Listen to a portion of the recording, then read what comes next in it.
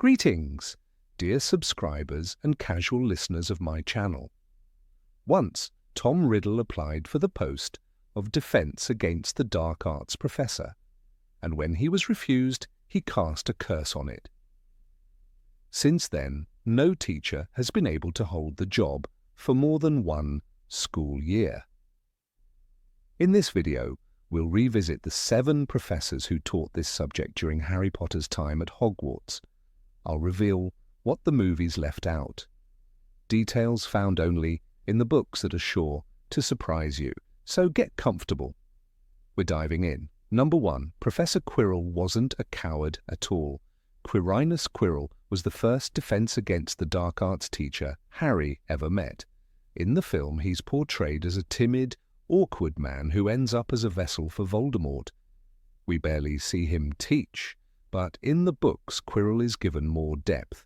Hagrid mentions that although he was nervous, few at Hogwarts could match his intelligence. And it's true, Quirrell was the only one clever enough to track down where Voldemort was hiding. Number 2, Gilderoy Lockhart came back, but only in the books. In the Chamber of Secrets, Lockhart loses his memory after a backfired memory charm. After that, the movies never mention him again, but the books offer one more scene. When Arthur Weasley ends up in St. Mungo's hospital, Harry and his friends go to visit and accidentally bump into Lockhart. He still doesn't remember who he is, but he hasn't lost his charm or his love for signing autographs. Number 3, Lupin was a great teacher, but ran away from his family. Remus Lupin is perhaps the most beloved Defense Against the Dark Arts professor. He was kind, fair, and taught Harry how to face his fears. But the books reveal a more painful side to him, a deep fear for his family's safety. When his relationship with Tonks became serious, Lupin panicked and ran away. He feared his condition as a werewolf would hurt his wife and unborn child. He even tried to join Harry's hunt for Horcruxes, hoping to escape his responsibilities. Harry was furious because it was Lupin who had once taught him to be brave. Number 4, Barty Crouch Jr. lived under a curse for years. In the Goblet of Fire film, we learn that Mad-Eye Moody was actually Barty Crouch Jr. in disguise, using Polyjuice Potion all year. But the books add a tragic backstory. Barty had been smuggled out of Azkaban by his parents long ago. His mother died in his place, and his father kept him imprisoned at home under the Imperious Curse. Everything changed when Voldemort found out and took control. Soon after, even Barty Sr. fell under the Imperious Curse himself. Number 5, Dolores Umbridge lied about her bloodline. Umbridge, a name that sends chills down anyone's spine. She was the cruelest teacher Hogwarts ever had. The films captured her personality well, but one key detail was left out. In the Deathly Hallows, Umbridge wears Slytherin's locket and claims it's a family heirloom to prove her pure blood status during the trials against Muggleborns. But Harry realizes she's lying about her heritage, and his anger ignites all over again. Number 6. Severus Snape truly loved the dark arts. In Harry's 6th year, Snape finally became the Defense Against the Dark Arts professor, a move orchestrated by Dumbledore, knowing what awaited Snape at the end of that year. The films don't show his classes, but the books do, and they reveal a lot. His lessons were as strict as his potions classes, but you could see it. Snape wasn't just knowledgeable, he loved the dark arts. He taught with an intense focus and a dangerous reverence for the magic he was trying to master. Number 7, Alecto and Amycus Carrow turned defense into attack. The Carrow siblings were briefly mentioned in the films as Death Eaters installed by Voldemort, but in the books Amycus becomes the new dark arts teacher. The subject's name now changed. Students no longer learned defense, they were forced to practice the unforgivable curses. Neville later revealed that first years were handed over for punishment, where older students tortured them under Carrow's supervision. This wasn't education, it was sanctioned abuse. Number 8. Mad-Eye Moody, gave real lessons only to Harry. Everyone thought Mad-Eye Moody was the best defense teacher Hogwarts ever had. He showed the unforgivable curses in class, he barked orders, he kept students on edge. But most of it was a performance. Barty Crouch Jr., hiding behind Moody's face, was only truly teaching one student, Harry Potter.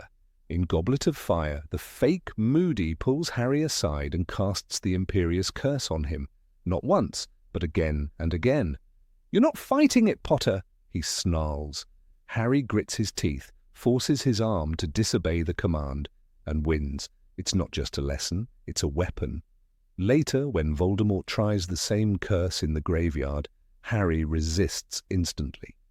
That moment saves his life, and it only happened because Crouch, planning Harry's downfall, made him stronger. That's the dark brilliance of it all. Crouch needed Harry alive for the Triwizard Tournament's final trap. But to get him there, he shaped him into a survivor. He taught him real defense, something no other teacher had done. And he did it under everyone's nose, day after day, turning Hogwarts into a silent rehearsal for the grave. Number 9, Lupin, almost attacked Harry, Ron, and Hermione earlier than the film showed. Long before the full moon rose over the Shrieking Shack, Remus Lupin had a close call. In The Prisoner of Azkaban, there's a moment hidden in the tension of Buckbeak's scheduled execution. Harry, Ron, and Hermione are sneaking back from Hagrid's hut when they hear something in the dark. They don't realize it, but they are dangerously close to Lupin, who that night has forgotten his Wolfsbane potion. The book makes it clear. Lupin had not taken his potion, Snape later growls. If I hadn't seen them and sent them back inside. It's one of those moments where fate turned quietly. If Severus Snape hadn't been watching, hadn't intervened, 3 students could have been face to face with a transformed werewolf in the forest. No spells, no warning, just teeth and fury. The film saves the terror for later, but the book shows it almost happened when no one was looking. Number 10. Severus Snape wasn't the only candidate for the position in 6th year. In Half-Blood Prince, it seems like Snape finally gets what he's always wanted, defense against the dark art. But the truth is more complicated. Dumbledore had options. One of them was Horace Slughorn. In a quiet moment with Harry, the headmaster admits it outright. "I offered Professor Slughorn the defense position," Dumbledore says. "He preferred to return to potions." That single line changes everything. Slughorn wasn't just a last-minute hire. He was part of Dumbledore's chessboard. A safer piece, a controllable piece. But when Slughorn refused defense, Dumbledore gave the role to Snape, not because he believed Snape would teach well, but because the time had come. The moment he'd long avoided could no longer be delayed. Snape would take the cursed job, and the trap Tom Riddle had laid years before would finally snap shut. Dumbledore knew what it meant. He even told Harry, "It is essential that Severus plays his part." The headmaster wasn't thinking about lesson plans. He was thinking about endings, about the unbreakable vow, about Draco Malfoy's mission. Giving Snape that post was more than strategy. It was sacrifice. It meant Snape was now fully in motion, caught between loyalty and betrayal, light and shadow. The film skips all of this. It shows Snape walking into the classroom as if nothing else could have happened. But the books tell a quieter story. One where Dumbledore nearly chose someone else, and only fate, or something more deliberate, put Severus Snape in the place that would seal his destiny. Number 11, Dolores Umbridge hated half-humans. Dolores Umbridge was cruel. That much the films made clear, but they stopped short of showing her darkest side, her deep hatred for magical beings who weren't fully human. The books don't flinch. They reveal a woman who didn't just enforce laws, she wrote them, and those laws targeted werewolves, centaurs, and house elves. Anyone not pure, in her twisted view, was dangerous, She despised Remus Lupin, not for his character or his intellect, but because he was a werewolf. In Order of the Phoenix, it's mentioned that Umbridge authored the restrictive legislation that made it nearly impossible for werewolves to find work. Lupin himself tells Harry, "That's why I live in poverty, because people like her make sure I stay there." Her bigotry had real consequences, and then came the Forbidden Forest. When she and Harry were taken by the centaurs, Umbridge's mask of control cracked. She screamed, she threatened, she called them filthy half-breeds. It wasn't just fear, it was loathing. Rowling writes that her voice turned shrill with fury as she barked orders trying to assert dominance, but the centaurs would not bow, they took her, and when she returned, she was even worse. Back in the Ministry, Umbridge's policies became colder, crueler. She passed quiet directives, pushed forward quiet purges. To her, magical creatures weren't citizens, they were lesser. The films gave us a villain, the books gave us a fanatic, and the difference matters. Number 12. Gilderoy Lockhart was almost sorted into Ravenclaw. Gilderoy Lockhart loved to talk about himself. In fact, it was his favorite subject. But behind all the glittering smiles and best-selling books was a surprising truth. He was nearly sorted into Ravenclaw. The Sorting Hat hesitated.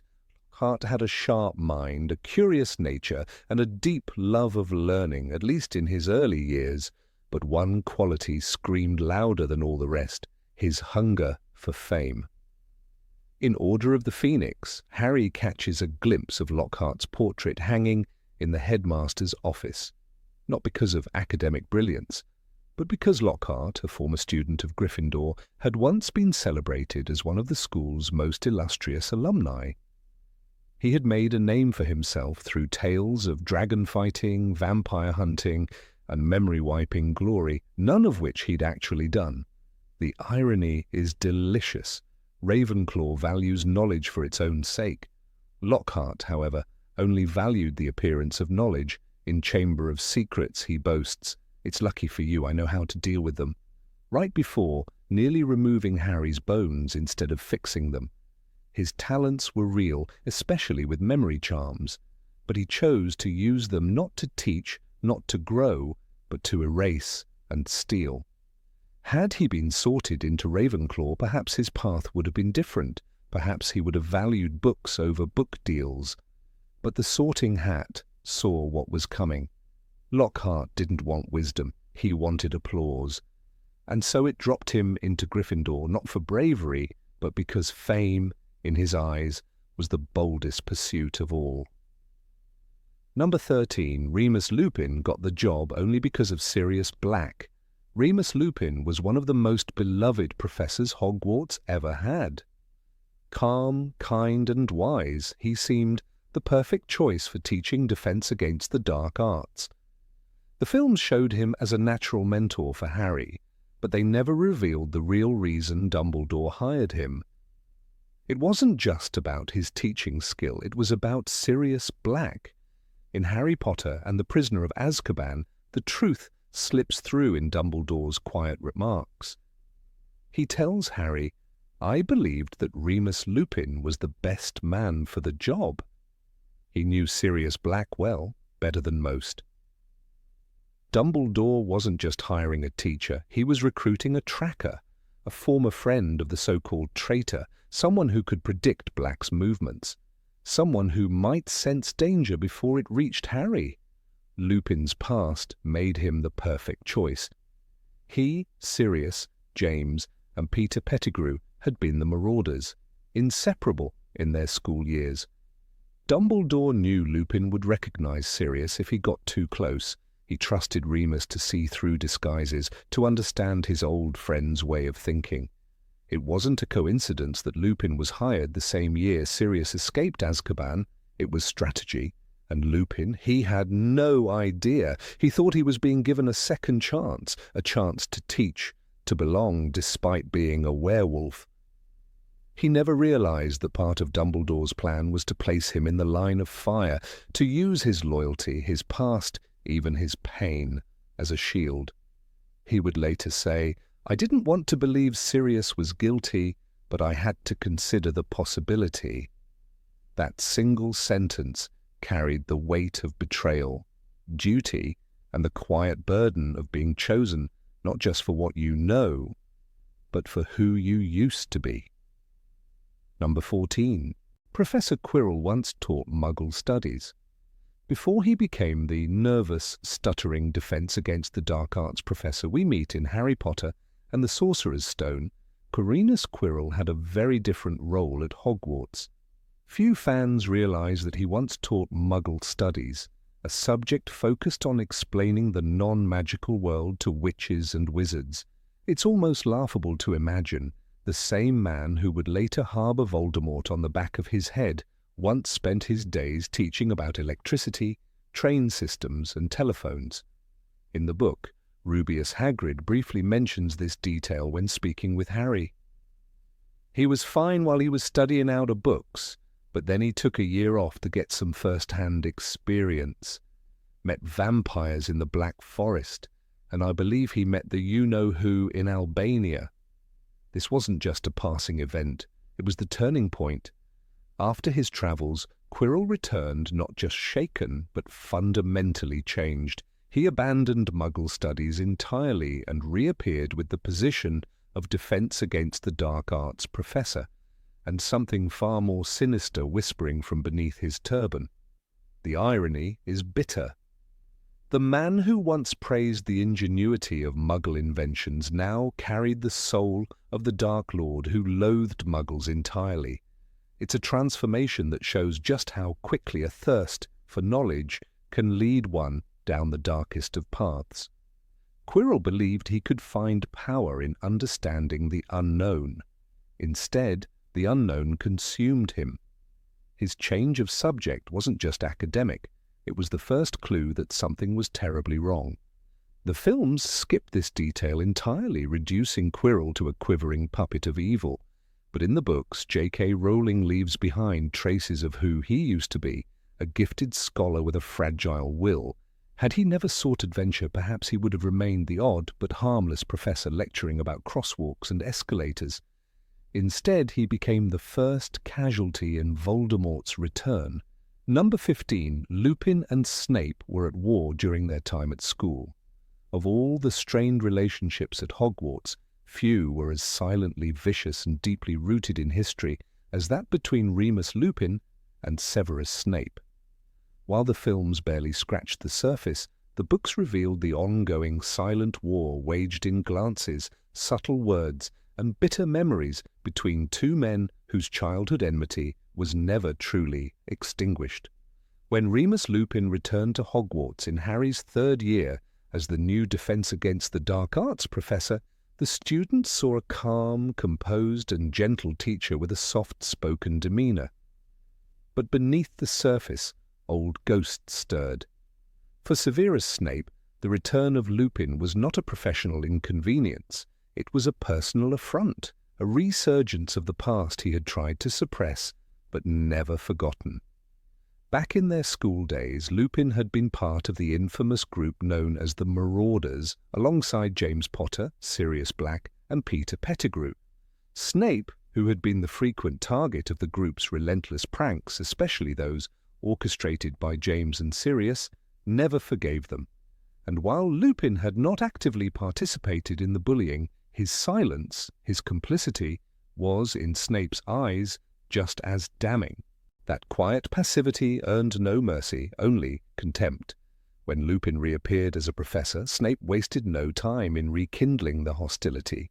He remained polite on the surface, bound by professional obligation, but in subtle ways he constantly undermined Lupin.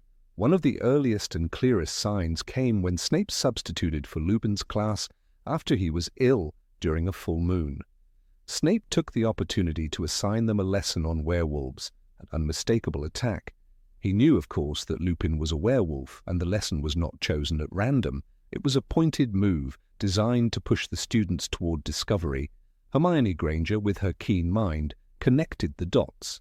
The implication was clear. Snape wanted the students to realize Lupin's condition, to fear him, and to undermine his credibility as a teacher.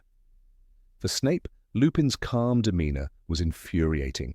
He viewed it as condescension, a cover for what he saw as hypocrisy, a dangerous man hiding behind kindness.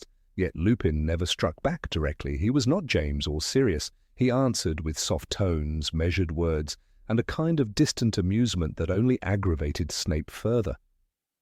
The more Snape pressed, the more Lupin seemed to deflect with quiet strength. That irony, the refusal to be provoked, was not peace, it was strategic warfare. And Snape, who relied on power and fear, had no patience for restraint, masked as dignity. In The Prisoner of Azkaban, Snape's frustration boiled over after the dramatic events in the Shrieking Shack. When Dumbledore refused to expel Harry, Ron, and Hermione for sneaking out and learning the truth about Sirius Black's innocence, Snape lost his composure. "You don't know Potter like I do," Snape said bitterly. But underlying that anger was something else. He had seen Lupin embrace Sirius, protect him, believe him. The Marauders were back together, even if for a moment. That was Snape's nightmare. The Brotherhood that had once laughed at his humiliation was back in Dumbledore's good graces, and he, Snape, was again the outcast. That moment in the hospital wing where Snape ranted about Lupin's untrustworthiness and demanded his dismissal was not just about safety, it was revenge.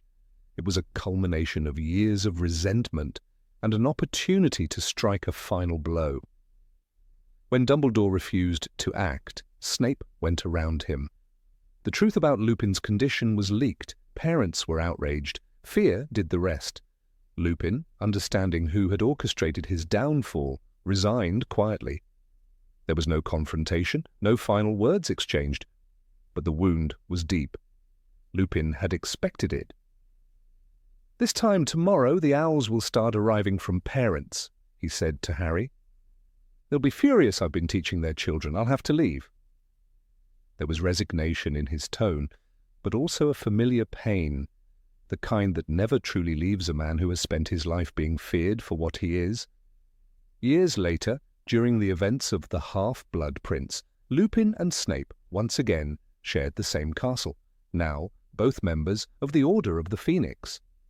But their alliance was one of necessity, not forgiveness. Snape, ever the double agent, was more isolated than ever. Lupin, meanwhile, tried to maintain the same neutral politeness, but the air between them was always thick. Dumbledore's trust in both only deepened their mutual resentment. Neither would ever accept the other as a brother in arms. Snape's hatred was fueled not just by old school memories, but by ideology. He despised Lupin's nature not because of prejudice alone, but because he saw in it weakness, a man who could transform into a monster and yet pretended to be noble. "Werewolves deserve what they get," he once said, according to Umbridge's files. This wasn't just about Lupin, it was about everything Snape resented in those who had once looked down on him. Charm, popularity, moral ambiguity. Lupin, for his part, never publicly spoke against Snape. But in private, he wasn't blind. He confided to Harry, "Snape was interested in the dark arts from an early age. Sirius thought it great fun to sneak up on him in the library and drop something slimy down his neck." Lupin knew that Sirius and James had pushed Snape too far. He also knew he had done nothing to stop it. That guilt never left him. It defined his relationship with Snape. He would not retaliate, not because he feared Snape, but because he feared becoming the boy who once stood silently as his friends tortured a lonely child. His passivity was not weakness, but penance. Every insult from Snape, every undercutting remark, was endured not with apathy but quiet guilt. In the Order of the Phoenix, the relationship remained cold. When Snape trained Harry in occlumency, Lupin said nothing, even knowing how cruel Snape could be. Perhaps he believed it was not his place. Perhaps he believed Snape had earned his right to strike back. There was something tragic in that silence. Two broken men chained to a past, neither could escape. Number 16, Umbridge was punished after Voldemort's fall. Of all the names that darkened the corridors of Hogwarts, none left such a bitter taste in the mouths of students and readers alike as Dolores Jane Umbridge. Her pink cardigans, her falsely sweet smile, and her disturbing love of order concealed a heart filled with cruelty and an obsession with control. While the Harry Potter films left her fate hanging in the air, J.K. Rowling's books do not shy away from justice. After Lord Voldemort's final fall, Umbridge did not walk away unscathed. She was arrested, charged, and imprisoned for crimes committed during one of the darkest chapters in wizarding history. Her past, meticulously veiled in bureaucratic pretense and saccharine hypocrisy, was finally exposed. During Voldemort's grip on the wizarding world, Umbridge rose not as a follower of the Dark Lord in name, but in practice. While she never bore the Dark Mark, her allegiance to the ideology of blood purity mirrored that of the Death Eaters. It was under the regime of the puppet ministry, controlled by Voldemort and fronted by Pious Thickness, that Umbridge found her moment to shine, or rather, to tighten her grip on those she deemed unworthy. She headed the Muggle-born Registration Commission, a grotesque mockery of justice that targeted innocent witches and wizards whose only crime was being born to non-magical parents. From her position of authority, Umbridge conducted sham trials with predetermined outcomes. Her victims, mostly frightened and powerless, were dragged before her without legal defense. She interrogated them beneath a large, ornate chandelier, seated on a high bench, her voice cold as steel. "You are lying," she would say, as recorded in Harry Potter and the Deathly Hallows when one terrified witch claimed she had found her wand as a child. Umbridge, seated in judgment alongside a pair of Dementors, delivered sentences to Azkaban with all the mercy of a guillotine blade. One such victim was Mary Cattermole. Her tearful testimony, her trembling voice, her desperate pleas for her children, all were met with Umbridge's sneering disdain. That hearing, attended by Harry Potter, Hermione Granger, and Ron Weasley in disguise, revealed the depth of Umbridge's tyranny. As they observed from within the courtroom, the trio saw her wearing a locket that once belonged to Salazar Slytherin, a dark artifact stolen and passed from hand to hand, now around the neck of a woman who considered herself the guardian of magical tradition. This very detail, a piece of Voldemort's soul hung close to her heart, was perhaps the most fitting symbol of her corruption. Though unaware of the locket's true nature, Umbridge was drawn to its dark power, as if the Horcrux had found in her a kindred spirit. The necklace amplified her already cruel instincts, though the malice she carried came from within long before dark magic played a part. After the Battle of Hogwarts and Voldemort's defeat, the wizarding world was left in a state of fragile peace. The Ministry of Magic, long corrupted and weakened, underwent radical transformation under Kingsley Shacklebolt's leadership. As the new Minister for Magic, he made justice and transparency priorities, and it wasn't long before investigations into wartime atrocities began. Dolores Umbridge, despite attempting to resume her duties under a shroud of legality, could not hide from what she had done. The trials were swift and merciless. No longer protected by her ministry rank or her talent for survival, Umbridge stood before a real court this time, not a stage for her own power, but a hall of law filled with witnesses, records, and truths she could no longer deny. Testimonies flooded in, former detainees of the Registration Commission, families torn apart, colleagues who now condemned her. What she once called necessary measures was now exposed as inhumane persecution. A senior ministry official, Robards, described her actions as a willful abuse of magical authority and violation of the most fundamental wizarding rights. Evidence collected from the courtroom in the lower levels of the ministry, files, transcripts, even surveillance spells, were reviewed. A chilling note in Umbridge's own handwriting was among the exhibits. Unregistered status, Ashurs, Azkaban, immediate. Her defense crumbled quickly. She could no longer claim ignorance or neutrality. The court saw her for what she was, not merely an opportunist, but a zealot. She may not have been a Death Eater, but her actions served the same cause. As stated in Rowling's Pottermore writings, Umbridge detested half-breeds, muggle-borns, and anyone who defied her authority. This ideology, coupled with her position of power, had allowed her to perpetrate crimes that mirrored the very horrors Hogwarts had once fought to expel. It was a poetic reversal. The woman who forced students to write lines with a blood quill, who carved "I must not tell lies" into Harry Potter's hand, now found herself behind the very bars to which she had condemned so many others.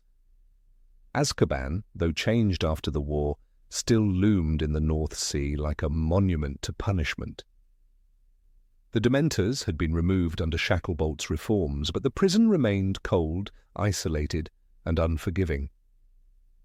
Her cell was small, lined with stone, her wand confiscated.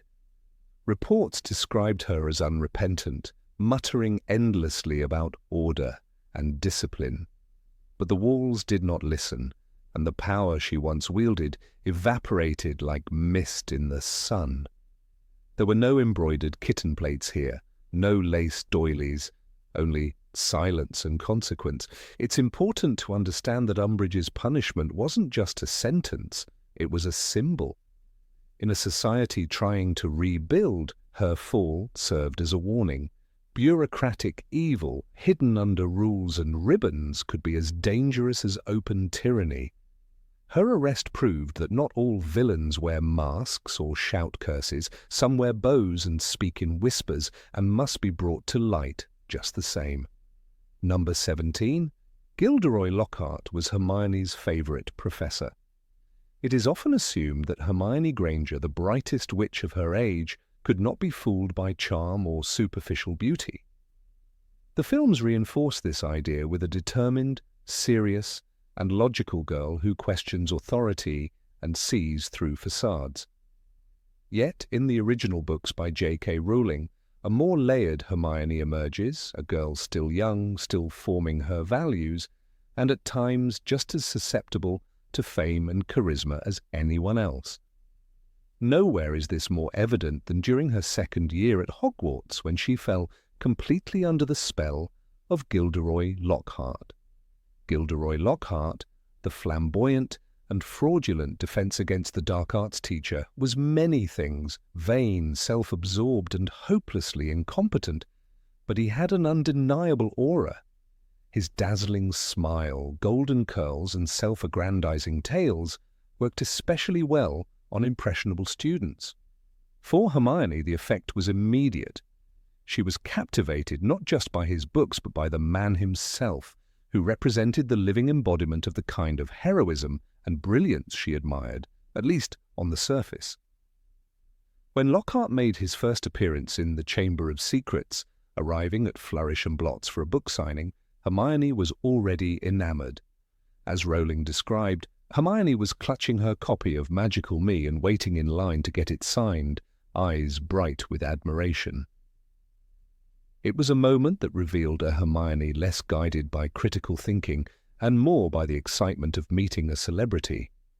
Lockhart represented everything she thought she aspired to: published books, public recognition, and respect from the wizarding community.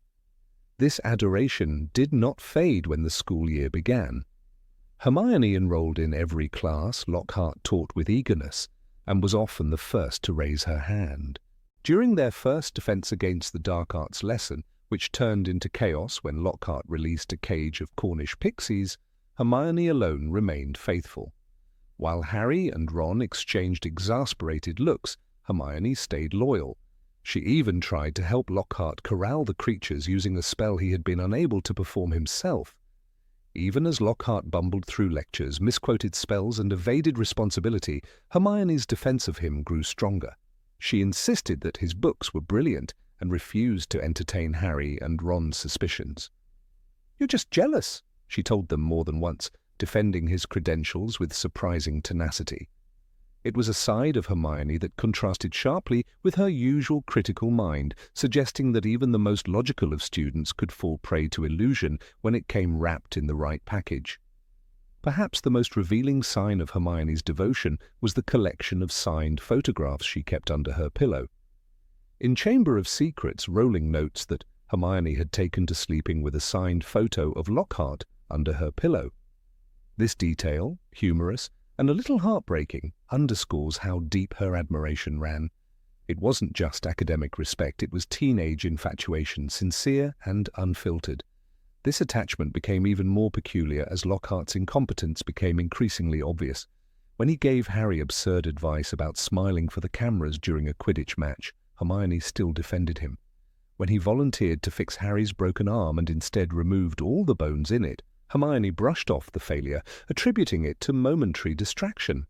Her mind, usually sharp and discerning, had constructed a version of Lockhart so idealized that no amount of blunders could shatter it. It's easy to forget that Hermione was only 12 years old at the time.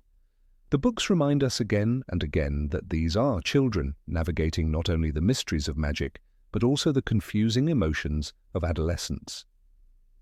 Hermione's infatuation with Lockhart wasn't a flaw in her character. It was a natural part of growing up, a rite of passage into the realization that people, especially those in power, are not always what they seem.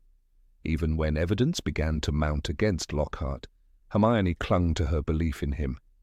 During the dueling club incident, when Lockhart was disarmed by Snape within seconds and offered ridiculous advice about repelling serpents, Hermione's faith only wavered slightly. She still maintained that he had simply been caught off guard. It took a staggering accumulation of failures before the truth finally began to creep in. Hermione's turning point came later in the year, though not with the same emotional collapse others might have experienced. Instead of reacting with bitterness or humiliation, she processed the truth quietly. By the time Lockhart was revealed as a fraud, attempting to erase Harry and Ron's memories with Ron's own wand, no less, Hermione was in the hospital, petrified by the basilisk. She never got a full confrontation with the truth, but when she recovered, it was clear that her feelings had cooled. Her silence on the subject in the aftermath spoke volumes. No more signed photos, no more glowing references to his books.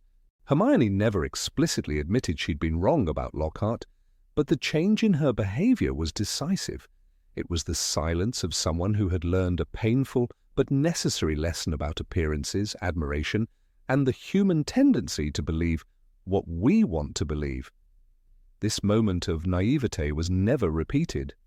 In later years, Hermione approached new authority figures with a more measured skepticism. She distrusted the ministry when it turned against Harry, challenged Professor Umbridge's rule, and never allowed another figure to dominate her thinking the way Lockhart once had. That first betrayal, sweetened by infatuation and then soured by reality, had left a permanent mark. What makes this episode so compelling is not just what it reveals about Hermione, but what it reveals about human nature. Here is a girl who would one day become a key leader in the resistance against Voldemort, the future Minister for Magic, and yet even she was once bewitched by a man with a nice smile and a stack of bestsellers. Rowling crafted this subplot with such precision that it adds a layer of relatability to Hermione's brilliance. She wasn't perfect. She was real. Number 18, Severus Snape was the only one who truly resisted Riddle's curse. Severus Snape's name evokes 1,000 emotions across the wizarding world: fear, admiration, distrust, and ultimately, awe. Many see him as the bitter potions master, others remember him as a reluctant hero, and some still question where his true loyalties lay. But one undeniable fact has been overlooked in the legends of Hogwarts.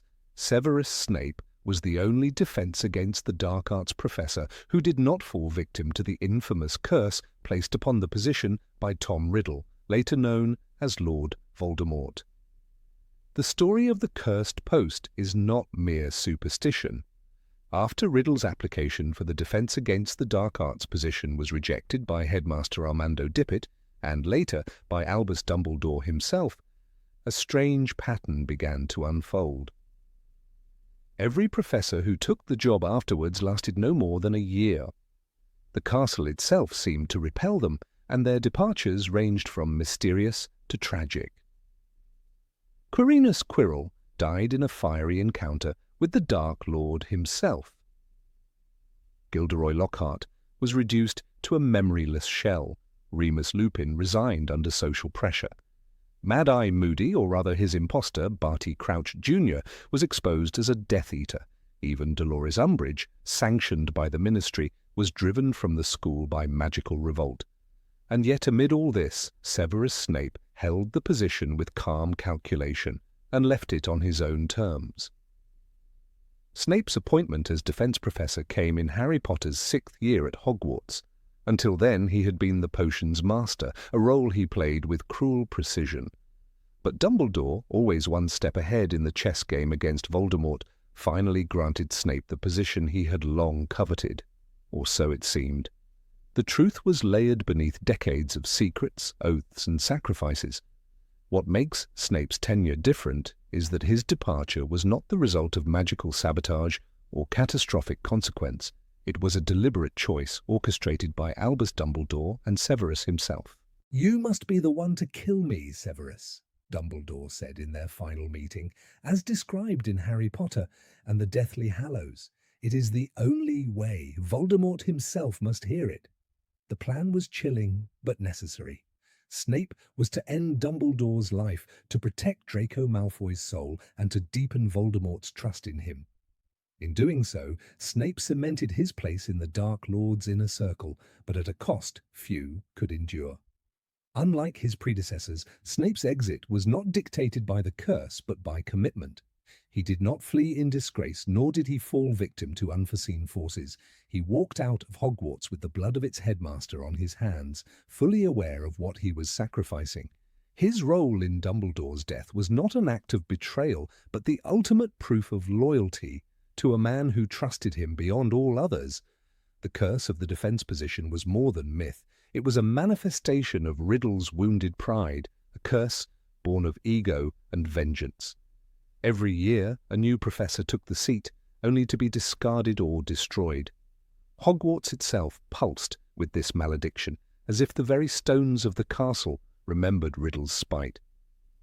Yet Snape stood at the center of this storm and emerged untouched, not unscathed, but unclaimed. His defense curriculum was unlike anything students had seen. No gimmicks, no flamboyant stories. Snape taught with precision, and his lessons were practical, focused on real-world applications. Under his guidance, students practiced non-verbal spells, learned defensive theory in depth, and were introduced to the darker aspects of dueling, not as temptation, but as caution. Even Harry, who loathed Snape with every fibre of his being, acknowledged the man's competence. In The Half-Blood Prince, Harry reflects bitterly. Snape might be a git, but he knew what he was doing in defense against the dark arts. Snape's mastery over the subject was not limited to academics. His entire life had been a study in darkness and light, a dance on the edge of danger. Unlike other professors, he had lived the spells he taught. He had seen them used in battle, cast them himself, resisted them, deflected them. He was not theorizing from books. He was recounting personal survival. He had fought Death Eaters and stood before Voldemort. In a twisted sense, he was the most qualified teacher the subject had ever seen. The students may not have known the full extent of Snape's role, but the magic of the castle did. The curse, forged by Voldemort's own wounded soul, sought instability, disloyalty, weakness, ambition gone awry. It latched onto those who were unaware or unprepared. But Snape was none of these things. He was not a pawn in a larger game. He was a player, and that changed everything. Dumbledore knew that allowing Snape to take the position would be dangerous.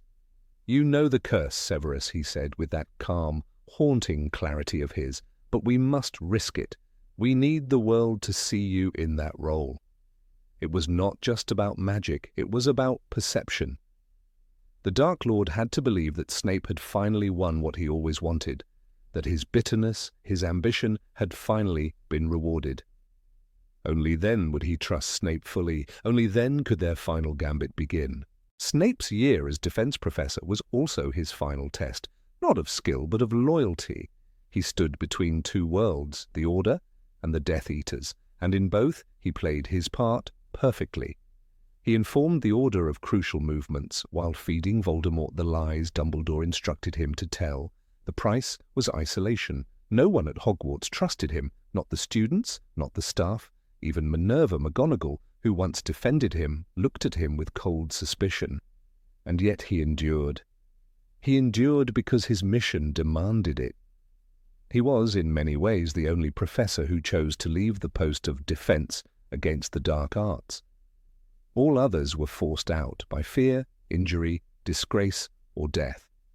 Snape left to become headmaster, a position he never sought, but which allowed him to continue protecting the students from within.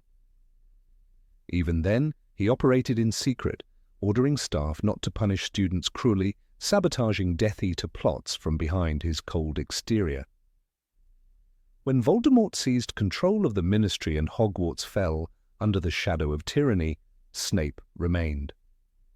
As headmaster, he oversaw the castle with an iron face, but a hidden hand. He protected students like Ginny Weasley and Neville Longbottom when he could. He shielded them from the Carrows' cruelty, taking punishments upon himself. His enemies saw a tyrant, his allies saw a traitor, but both were wrong. He was a guardian wearing the mask of a monster. The curse on the position was not merely magical, it was symbolic. It devoured those who entered without understanding what it meant to fight the dark arts. Quirrell, driven by greed for knowledge, fell to corruption. Lockhart, obsessed with fame, was unmasked. Lupin, burdened by shame, bowed to pressure. But Snape understood darkness. He lived in it. He turned it into his weapon and wielded it against its source. That is why the curse could not claim him. It had no hold over one who had already embraced the shadows and bent them to his will. Even after his death, the truth unravelled slowly. It was only through the pensieve that Harry and the rest of the world saw the layers of Snape's life. "Look at me," he had whispered with his last breath, and in that moment he was not a Death Eater, not a professor, not even a spy. He was a man who had loved, suffered, and sacrificed more than anyone could imagine. And among the many legacies he left behind was one that few acknowledge. He broke the cycle of Voldemort's curse. By taking the defense post and surviving it, by choosing when and how to leave, Snape didn't just occupy the role, he defeated its curse. He denied Voldemort a final triumph. Where others fell, Snape stood. Where others were consumed, Snape acted.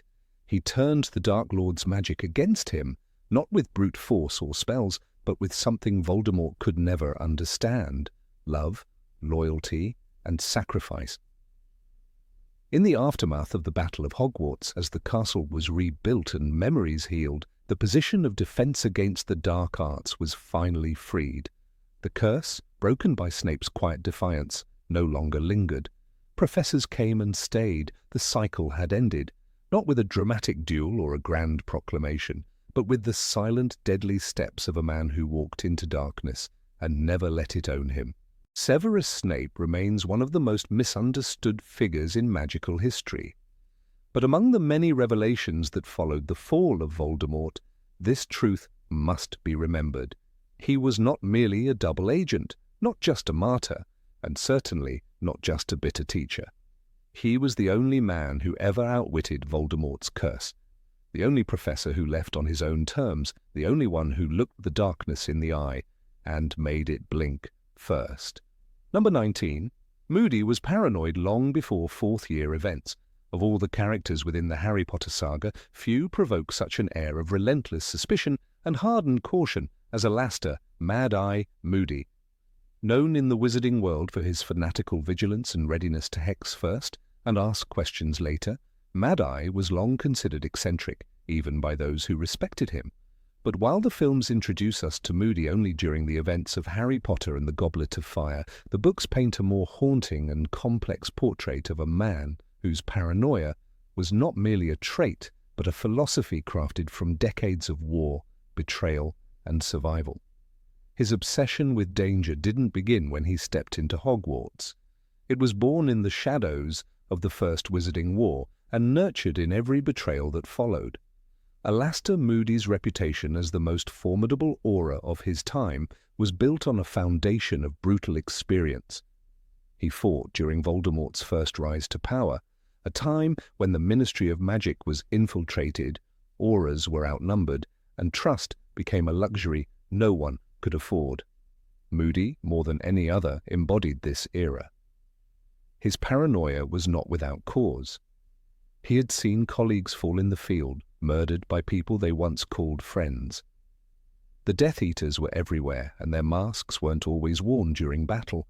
They were worn at dinner tables, in offices, and behind warm smiles. Moody's survival instincts demanded constant vigilance, not as a slogan, but as a lifestyle. This relentless watchfulness is not just hinted at in the books, it is emphasized with striking consistency. In Harry Potter and the Order of the Phoenix, it is revealed that Moody even placed magical enchantments on his own dustbins, which exploded when tampered with. Tonks warns Harry, "Don't touch his dustbins, they bite." This isn't eccentricity, this is a man who expected an attack at any moment, even from something as mundane as trash. That detail may appear comical at first, but it reveals a profound truth. Moody didn't see safety as a state of being, he saw it as a daily battle. It's no coincidence that when Dumbledore reassembled the Order of the Phoenix, Moody was among the first he summoned. While others may have doubted the extent of Voldemort's return, Moody never stopped preparing for it. He didn't need proof. His life had been spent anticipating the worst, because for him, the worst was always closer than anyone else believed. His magical eye, capable of seeing through walls, invisibility cloaks and lies, was both a symbol of his power and the toll that vigilance had taken on him. He had lost an eye, a leg, and a portion of his piece to the war. And still he remained on guard. Even during brief moments of camaraderie, such as the advance guard escorting Harry from Privet Drive, Moody's demeanor is clinical, cold, and strategic. While others exchange kind words or nervous laughter, Moody scans the skies, eyes flickering, wand in hand. He sees threats in the trees, the shadows, even in his own companions. His trust, once broken, was never repaired. Kingsley Shacklebolt might be an honourable auror, but Moody watches him like a hawk anyway. He believes in loyalty, but only after proof. That's what war did to him. The trauma that shaped Moody isn't spelled out in the text, but it screams through his every action. He doesn't just teach defense against the dark arts, he lives it. When Neville Longbottom answers a question in class, Moody doesn't merely correct him, he throws curses, literally. "You need to see the effects to understand them," he says, as he demonstrates the unforgivable curses. The students are horrified, but Moody believes this is necessary, because evil to him is never far away, and ignorance only makes you a target. It's important to remember that during the First Wizarding War, aurors like Moody were granted permission to use the unforgivable curses themselves. Kill or be killed. That kind of legal and moral compromise doesn't leave a man unscarred. Constant exposure to the darkness he was sworn to fight made Moody a reflection of it in some ways, not in intent but in method.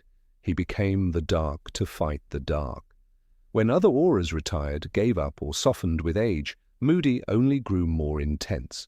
What makes his eventual downfall so tragic is that it didn't come from a Death Eater's wand in open battle. It came from within the walls of his own home, the one place he allowed himself to lower his guard. Barty Crouch Jr., under the guise of obedience, infiltrated Moody's world in the most insidious way possible. Using Polyjuice Potion and sheer cunning, Crouch ambushed Moody, captured him, and imprisoned him in a trunk for months while impersonating him at Hogwarts. The irony is unbearable. The man who suspected everyone, who set traps for his own trash, who could see through invisibility cloaks, was brought down by someone he didn't even see coming. It wasn't just bad luck.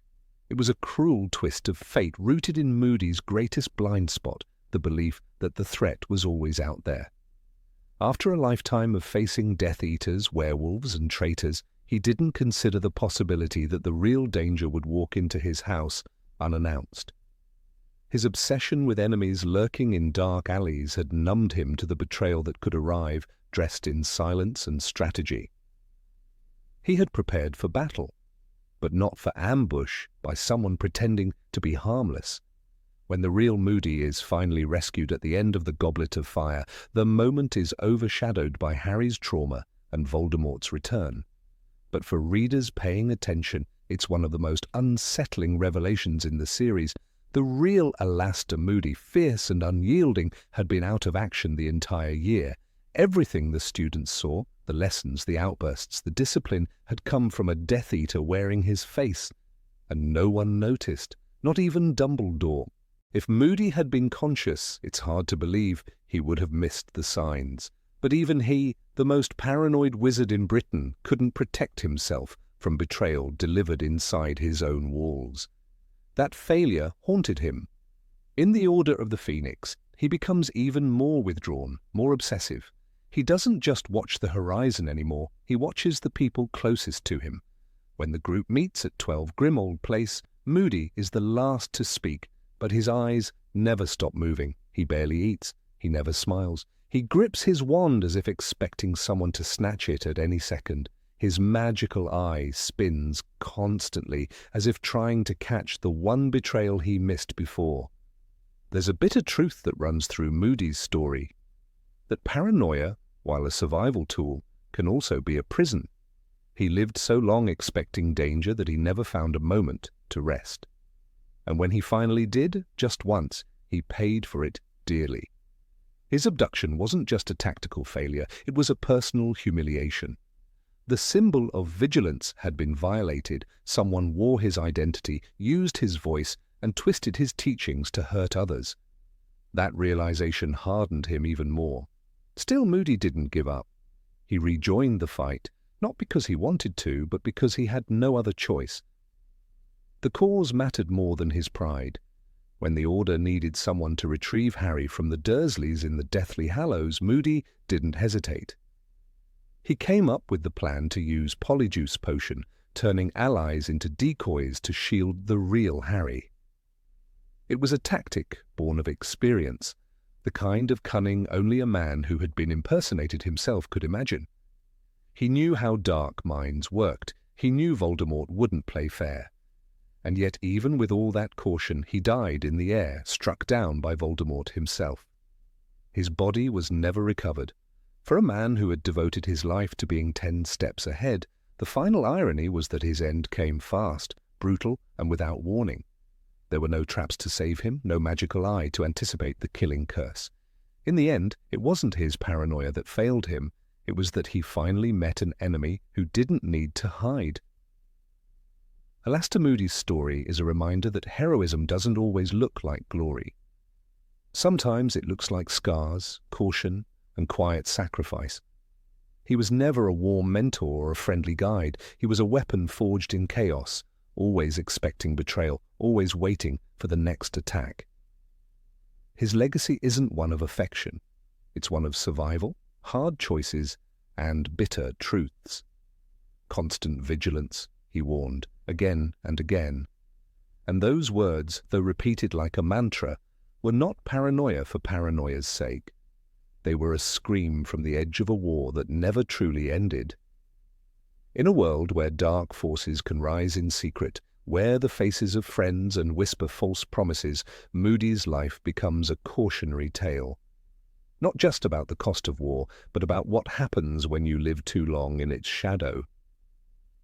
He was right to be afraid, he was right to suspect, but in the end he was still human, and even the most vigilant human can be caught off guard, especially when danger wears a smile. Number 20, Quirrell wore his turban for a made-up reason.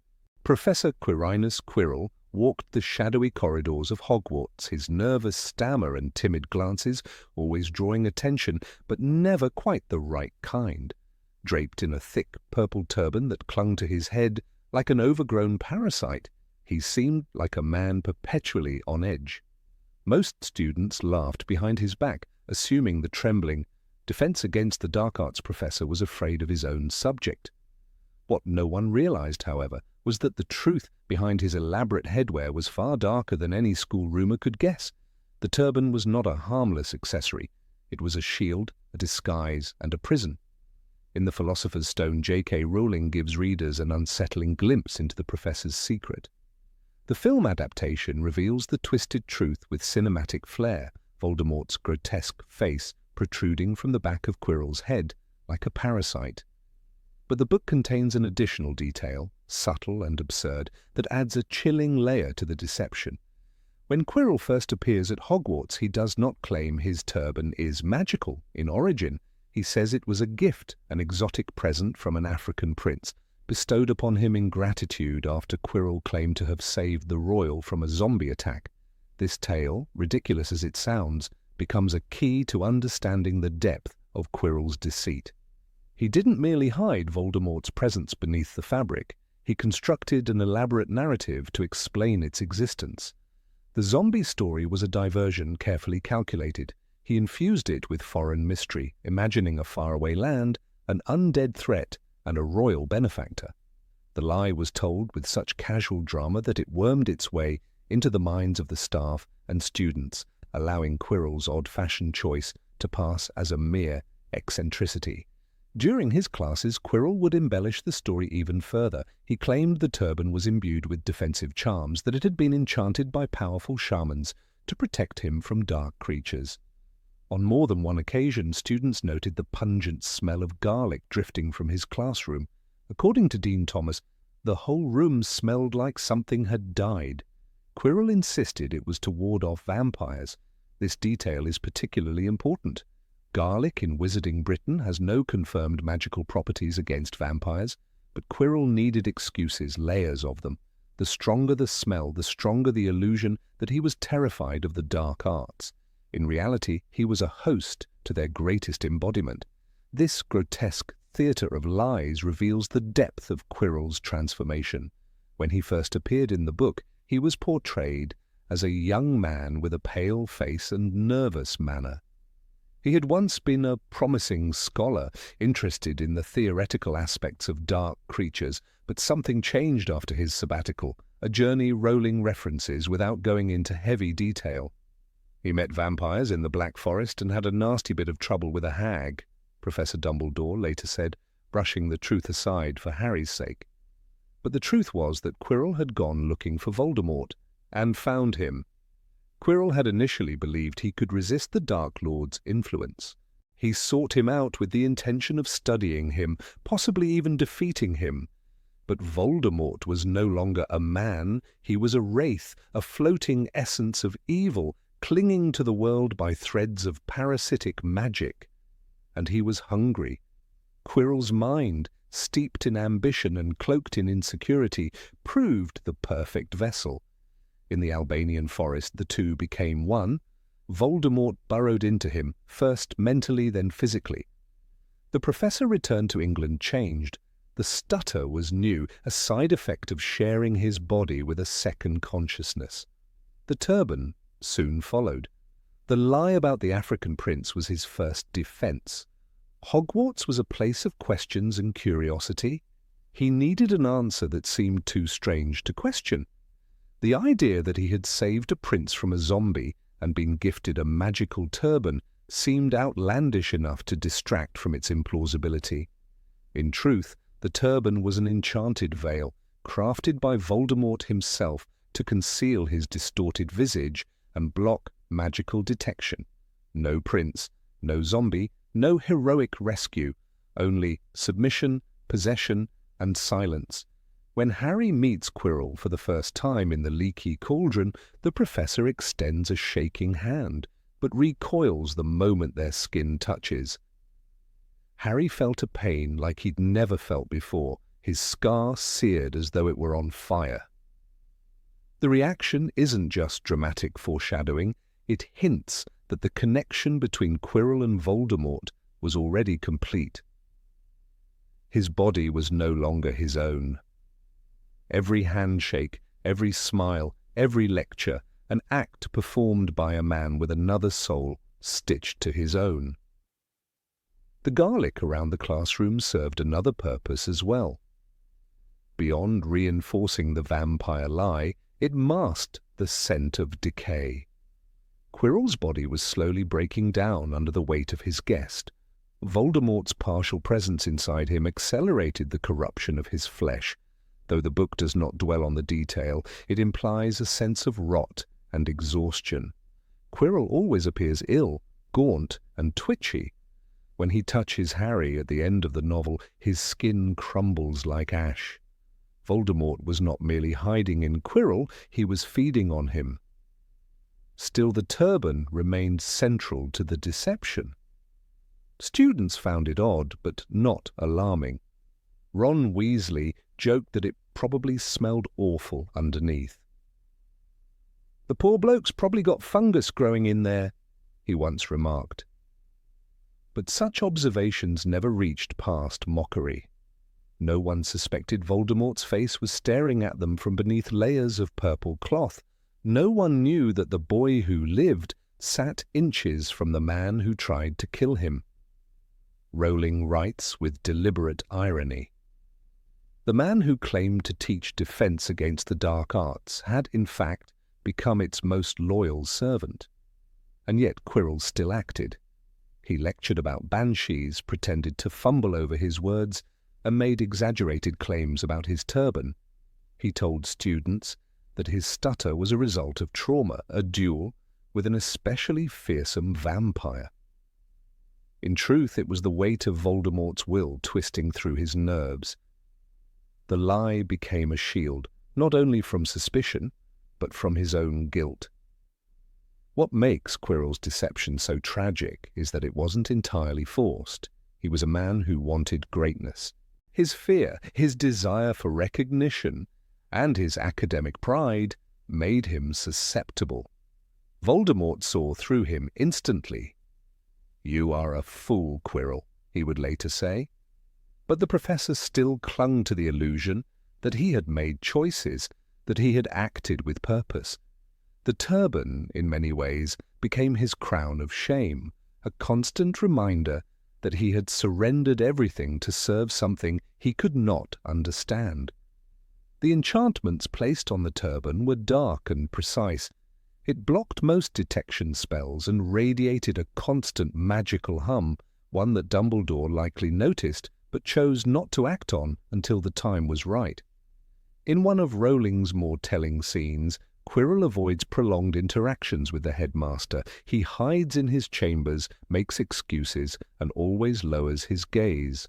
Dumbledore, known for his watchful eye, saw more than he let on. But as with many things, he allowed events to unfold naturally, perhaps to see whether Harry would rise to the challenge. During the final confrontation in the underground chambers, the turban becomes a symbol of horror. As Quirrell removes it, Harry sees the most terrible face he had ever seen. Voldemort's eyes, red and cat-like, stare at him through the fabric of another man. The lie collapses. The zombie prince, the garlic charms, the stutter, all fall away, revealing the raw truth. Quirrell was not just a coward. He was a man who had worn evil like a garment, layer by layer, until it consumed him whole. It's easy to laugh at the idea of a turban that smells of garlic. It's even easier to dismiss Quirrell as a forgettable villain, a weak man outshone by the monsters who followed him. But beneath the absurdity lies a profound warning. Evil does not always arrive with a wand and a curse. Sometimes it hides behind fabric, behind nervous laughter, behind made-up stories of undead princes. Sometimes it wears a turban, speaks in a stutter, and teaches children how to defend themselves while hiding a killer under the skin. The lie of the turban reveals how far a man can fall when fear outweighs morality. It is one of Rowling's earliest yet most intricate examples of moral corruption. Quirrell didn't simply lose a battle, he lost his identity. His soul became a vessel, his body a disguise, and his mind a battlefield he could no longer control. And still he chose to lie. He chose to tell stories of zombies and foreign lands, not because they were believable, but because he had to believe them himself. Even after death, Quirrell's legacy is remembered through the purple cloth he wore. The turban is never seen again in the series. No other professor mimics the look. It is a symbol of disgrace, of silent surrender, of a lie told so often it took on a life of its own. For Quirrell, it was both armour and shroud, and for Voldemort it was simply a means to an end, a curtain behind which he could begin his resurrection. The turban was not magical, it was not noble, it was a costume for a puppet, and beneath it lived a face that no one wanted to see until it was too late. Number 21, Barty Crouch Jr. introduced real reforms to the curriculum. It was perhaps the strangest twist of fate Hogwarts had ever seen, that one of its most notorious infiltrators, a Death Eater in disguise, would go down in student memory as the most effective defense against the dark arts teacher in decades.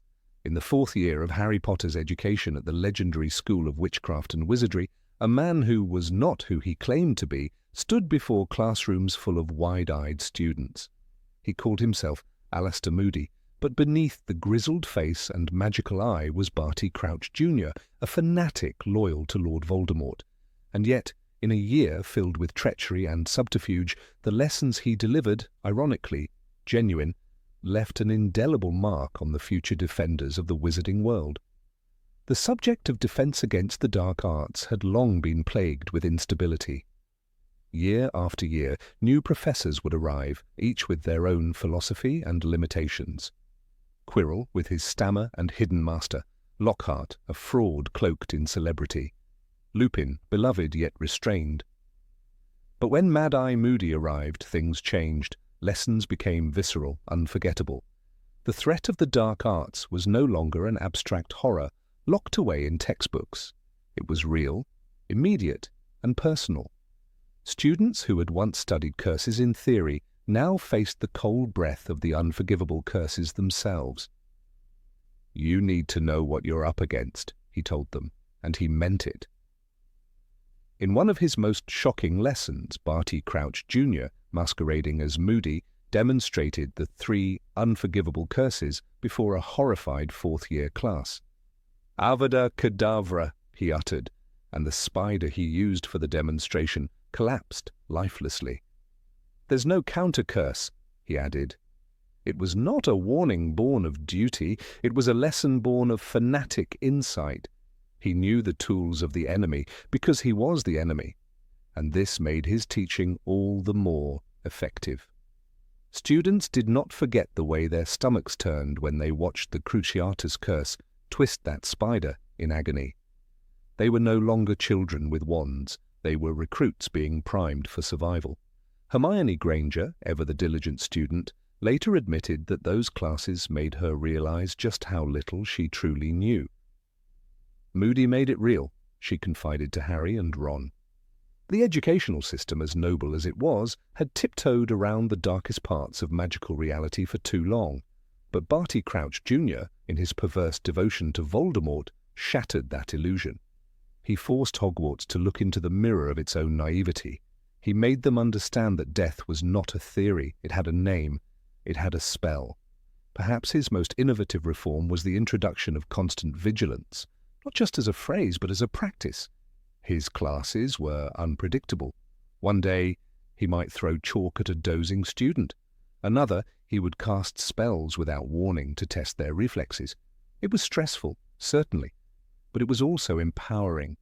Students who had grown used to structured lessons now learned to think on their feet, to respond, to survive. Neville Longbottom, once a shy, fumbling boy, began to demonstrate remarkable competence in Moody's class.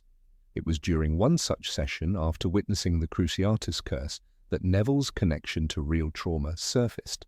Barty, perhaps guilty or curious, gave him a herbology book as a kind gesture, a rare moment of humanity, whether faked or not. But the reform was not merely in shock value or psychological pressure. Barty Crouch Jr. redefined what it meant to train students, not just teach them. He turned the classroom into a crucible. He emphasized the importance of understanding not just how to block a curse, but how to anticipate an attacker's strategy. His emphasis on constant vigilance was not paranoia for its own sake, it was preparation. He introduced dueling exercises, not the polite sport seen in Lockhart's pitiful club, but gritty, explosive engagements where students actually felt the power behind a stunning spell or the weight of a shield charm. Harry himself admitted that he learned more from Moody than from any other professor in defense. The year with Moody gave him skills that would later prove essential in facing Voldemort. The disarming charm, the impediment jinx, and the strategy behind counter curses were drilled into him with intensity. It was the most useful class I ever had, he reflected during later conversations. The Triwizard Tournament, too, became a kind of test laboratory for these teachings. Every task Harry faced was, in some way, a battlefield echoing the preparation he had undergone in Moody's class. It was as if Crouch had been grooming him, not just for the graveyard, but for war itself. The contrast between Barty's effectiveness and his intentions was a paradox not lost on Dumbledore. After the truth was revealed that the real Alastor Moody had been imprisoned in his own trunk while the impostor taught in his stead, there was a mixture of horror and awe.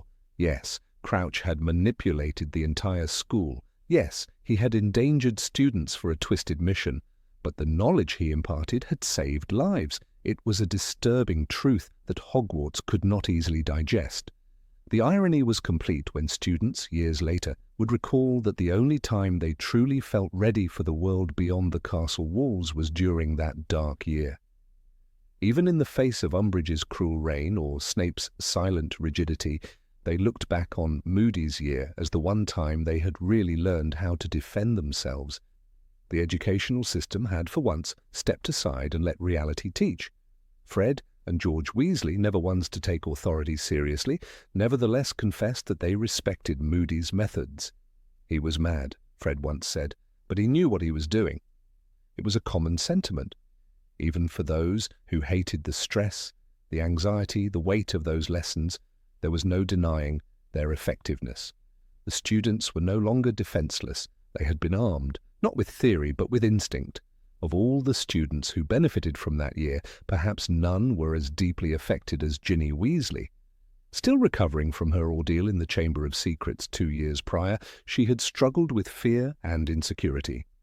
But Moody's brutal honesty and unflinching methodology gave her back a sense of control. She became sharper, bolder. By the time Dumbledore's army formed, she was one of its strongest duelists. "I knew how to fight," she would later say. "I wasn't afraid anymore." Crouch's curriculum also introduced students to magical ethics in a twisted but vital way.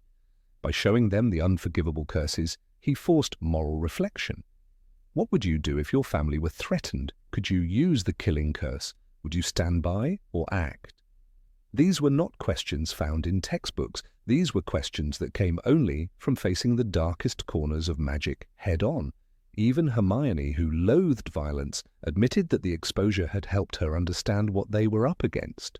For Hogwarts as an institution, the revelation that a Death Eater had been its most successful defense teacher was humiliating, but it also triggered internal reform.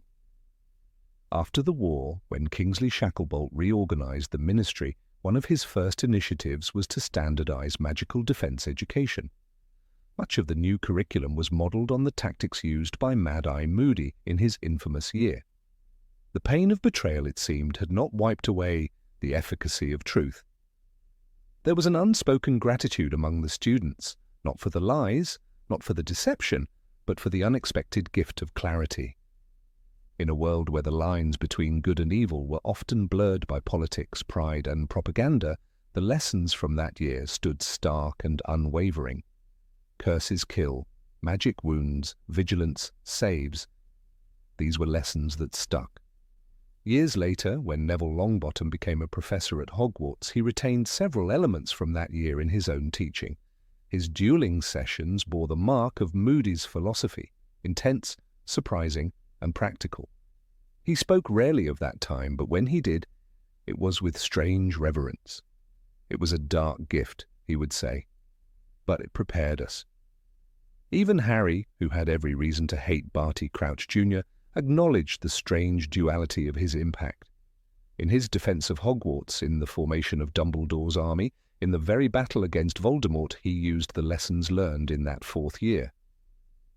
"We wouldn't have survived without him," he once told Hermione. She did not argue. And so Barty Crouch Jr., a man who lived in shadows and died in disgrace, left behind something no Death Eater ever intended: strength, skill, and awareness. His actions were criminal, unforgivable, but the knowledge he passed on, the training he enforced, became a secret cornerstone of the next generation's resilience. Magic is a strange force. It reveals and it conceals, it empowers and it destroys, and sometimes, in its cruelest irony, it allows the enemy to become the teacher. Barty Crouch Jr. never set out to reform education. He only meant to deceive, to control, to serve his master. But in doing so, he lifted the veil. And Hogwarts, for the first time in a long time, truly learned how to fight back. Number 22, Umbridge banned the use of wands during class. When Dolores Umbridge assumed the position of defense against the dark arts teacher at Hogwarts in Harry Potter and the Order of the Phoenix, few could have predicted how deeply her regime would scar the school's very fabric. At first, her arrival seemed merely intrusive. She brought an air of self-importance, draped in pink cardigans and lace, a parody of gentility masking authoritarianism. But it wasn't until she imposed a strict rule forbidding students from even touching their wands during class that the full weight of her tyranny became undeniable.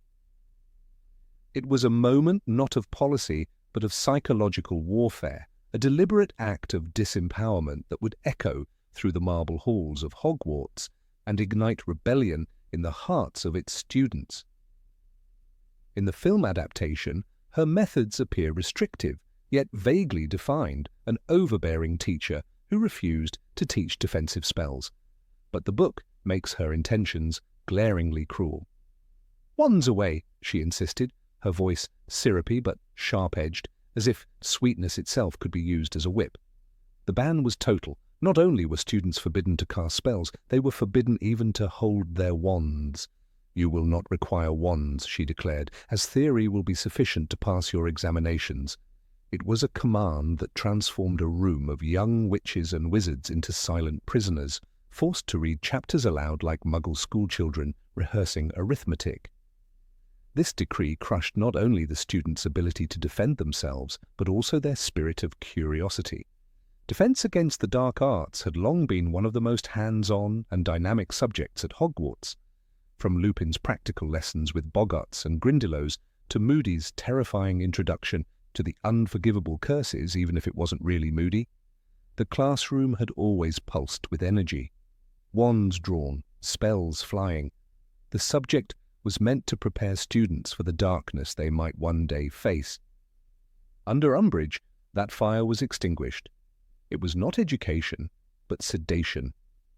One could argue that her rules were merely a misguided attempt to instill order, but in reality they were calculated, an extension of the Ministry's deepening paranoia. Cornelius Fudge feared that Dumbledore was building an army.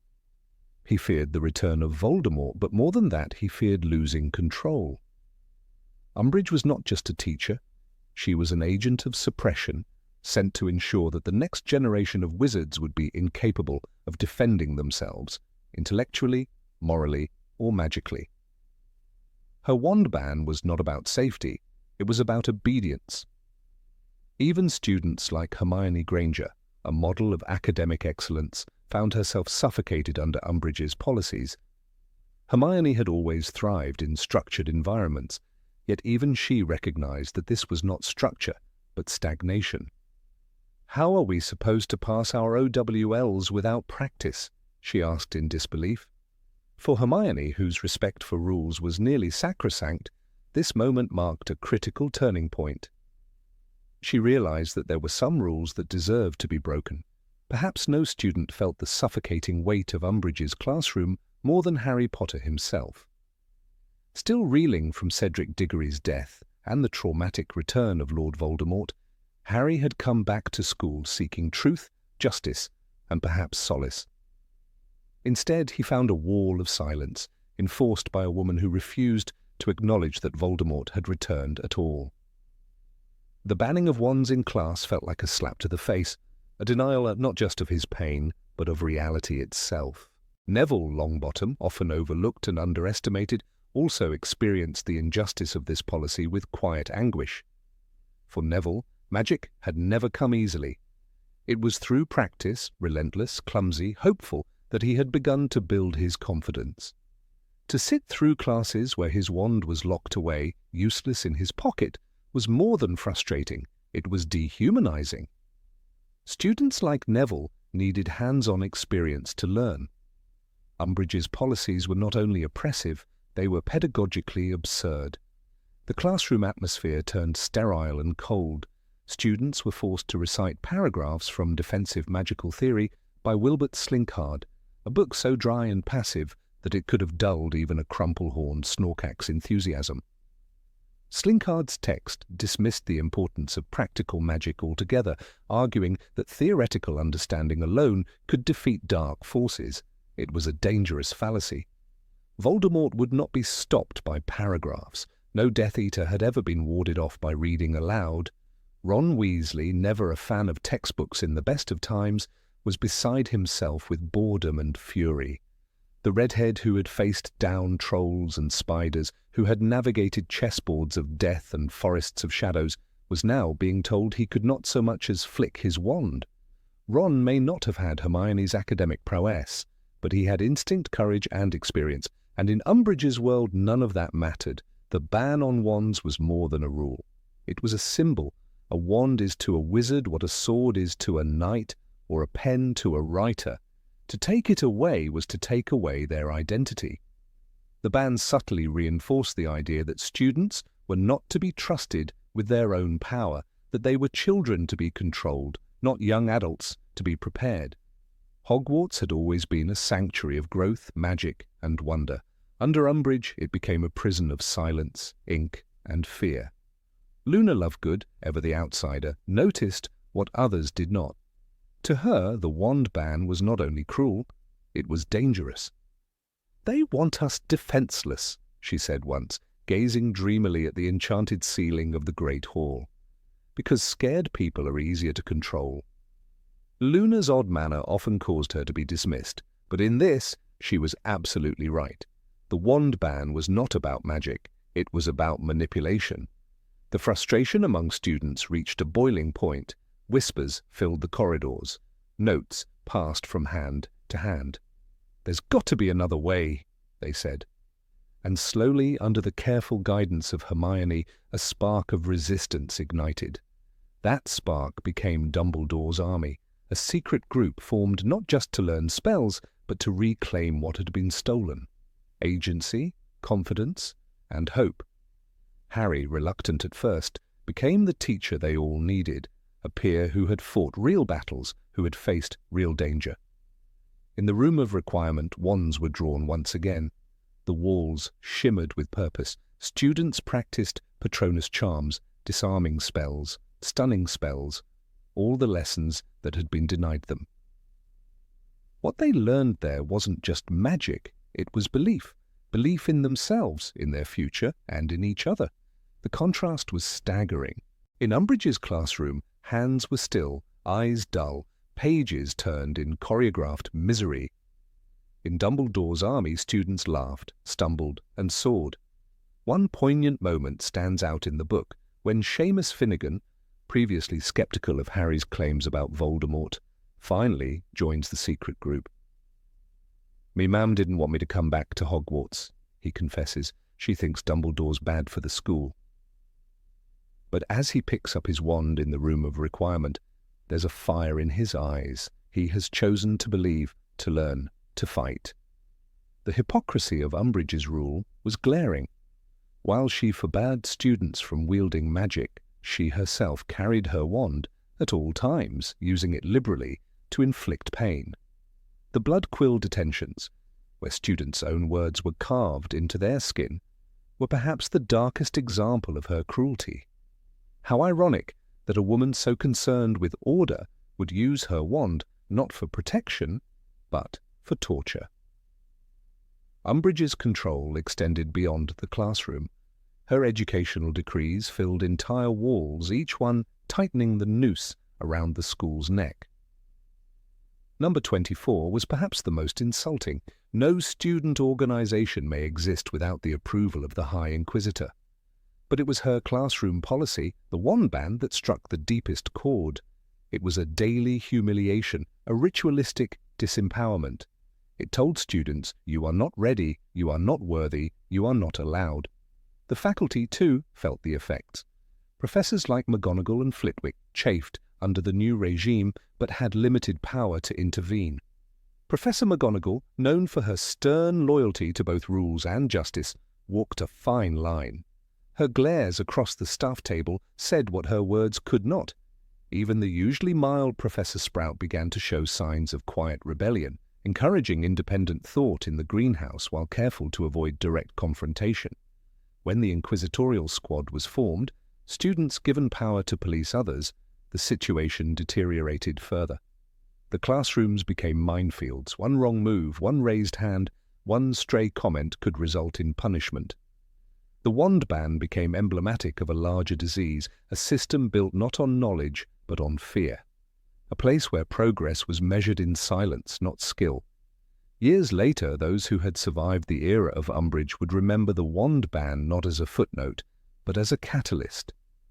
It was the moment when many realized that authority does not always equal wisdom, that obedience is not always virtue. It taught them that magic is not merely a set of incantations, but a birthright, and one worth defending. That power withheld is a lie, told by the fearful to the hopeful. Dolores Umbridge may have thought she was preserving peace by denying magic in the classroom, but in truth she awakened a revolution. Her ban did not prevent danger, it created heroes. In denying students their wands, she handed them their purpose. And in the quiet, hidden spaces of Hogwarts, as sparks danced in the air and spells lit up young faces, a generation of witches and wizards prepared not just for exams, but for war. Number 23. Snape used his lessons to suppress Harry. There were few classrooms at Hogwarts that held such an intense atmosphere as the dungeons where Professor Snape taught. The walls were lined with shelves of ominous ingredients, and the air was thick with both moisture and an unspoken fear. It wasn't just the setting that sent chills down the spines of students, it was Snape himself, a man whose presence seemed to press down on the room like a fog. While some believed his harshness was impartial discipline, those who paid attention saw that one student always bore the brunt of his cruelty: Harry Potter. From the very first potions lesson in the Philosopher's Stone, Snape had made it clear that Harry was not welcome in his class. His questions were traps, his praise reserved for others, and his punishments for Harry often felt personal. But by the time we reached the Half-Blood Prince, the 6th book in the series, Snape is no longer the potions master. He now teaches defense against the dark arts, the position he had coveted for years. With this new role came a shift, not in Snape's personality, but in the way he now wielded his authority, particularly toward Harry. Snape's appointment to the defense post was met with suspicion and unease, and rightly so. Though Dumbledore trusted him, few others did. His knowledge of the dark arts was vast, and instead of merely teaching how to defend against them, Snape seemed almost to revere their power. But what stood out most in those lessons was not the material. It was the way he used the classroom as a battleground to dominate and belittle Harry, a teenager who reminded him too much of a man he both loved and hated. During one of the early defense lessons, Snape asked the class to define the principles behind nonverbal spells. It was a legitimate topic, certainly, but Snape's real aim was to expose Harry's shortcomings. While other students were encouraged or corrected, Harry was publicly shamed. When he hesitated, Snape coldly stated, "There's no need to call me Sir, Professor," echoing a sarcastic exchange from the previous year. It was a subtle, venomous jab, reminding the class that Harry was not above reproach. Even when Harry performed adequately, Snape withheld praise. Instead, he highlighted minor faults and cast doubt on Harry's abilities in front of his peers. Snape's cruelty in these classes was not merely academic, it was psychological warfare. He challenged Harry to produce silent spells, knowing full well that such techniques required calm focus, a state nearly impossible to achieve under the weight of constant hostility. Every lesson was a reminder that despite Harry's fame, he was powerless here. In The Half-Blood Prince, Rowling writes, Snape had set them all the task of practicing non-verbal spells. Harry was finding it particularly difficult, but Snape made no effort to help him, instead using every failure as an opportunity to sneer. The subtext was clear. This was not about teaching anymore. This was about control. Snape saw in Harry not just a student, but the living echo of James Potter, the boy who had once humiliated him, the man who had won Lily's love. In every stumble, in every incorrect spell Harry uttered, Snape seemed to extract a bitter satisfaction. And while he might have claimed professionalism, the line had long since been blurred. His behavior suggested that his own pain had become part of the curriculum. Outside the classroom, Snape's disdain often continued, but within the class the effect was more destructive. Neville Longbottom, often nervous and prone to mistakes, had suffered under Snape's mockery for years. But even Neville was not treated with the same calculated venom reserved for Harry. For Neville, the cruelty was disdain. For Harry, it was a vendetta. The films softened these moments, often portraying Snape as merely stern or sarcastic. But the books told another story. In one scene during a defense lesson, when Harry attempted a silent disarming charm and failed, Snape swooped down on him with biting derision. He compared him unfavorably to Hermione, insinuated laziness, and, more cruelly, called into question Harry's ability to survive the war ahead. Rowling wrote, "Do you expect to be able to use non-verbal spells when you face the Dark Lord? He will not pause to allow you to explain what you're doing." The entire class had turned to look at Harry, the humiliation sharp and cutting.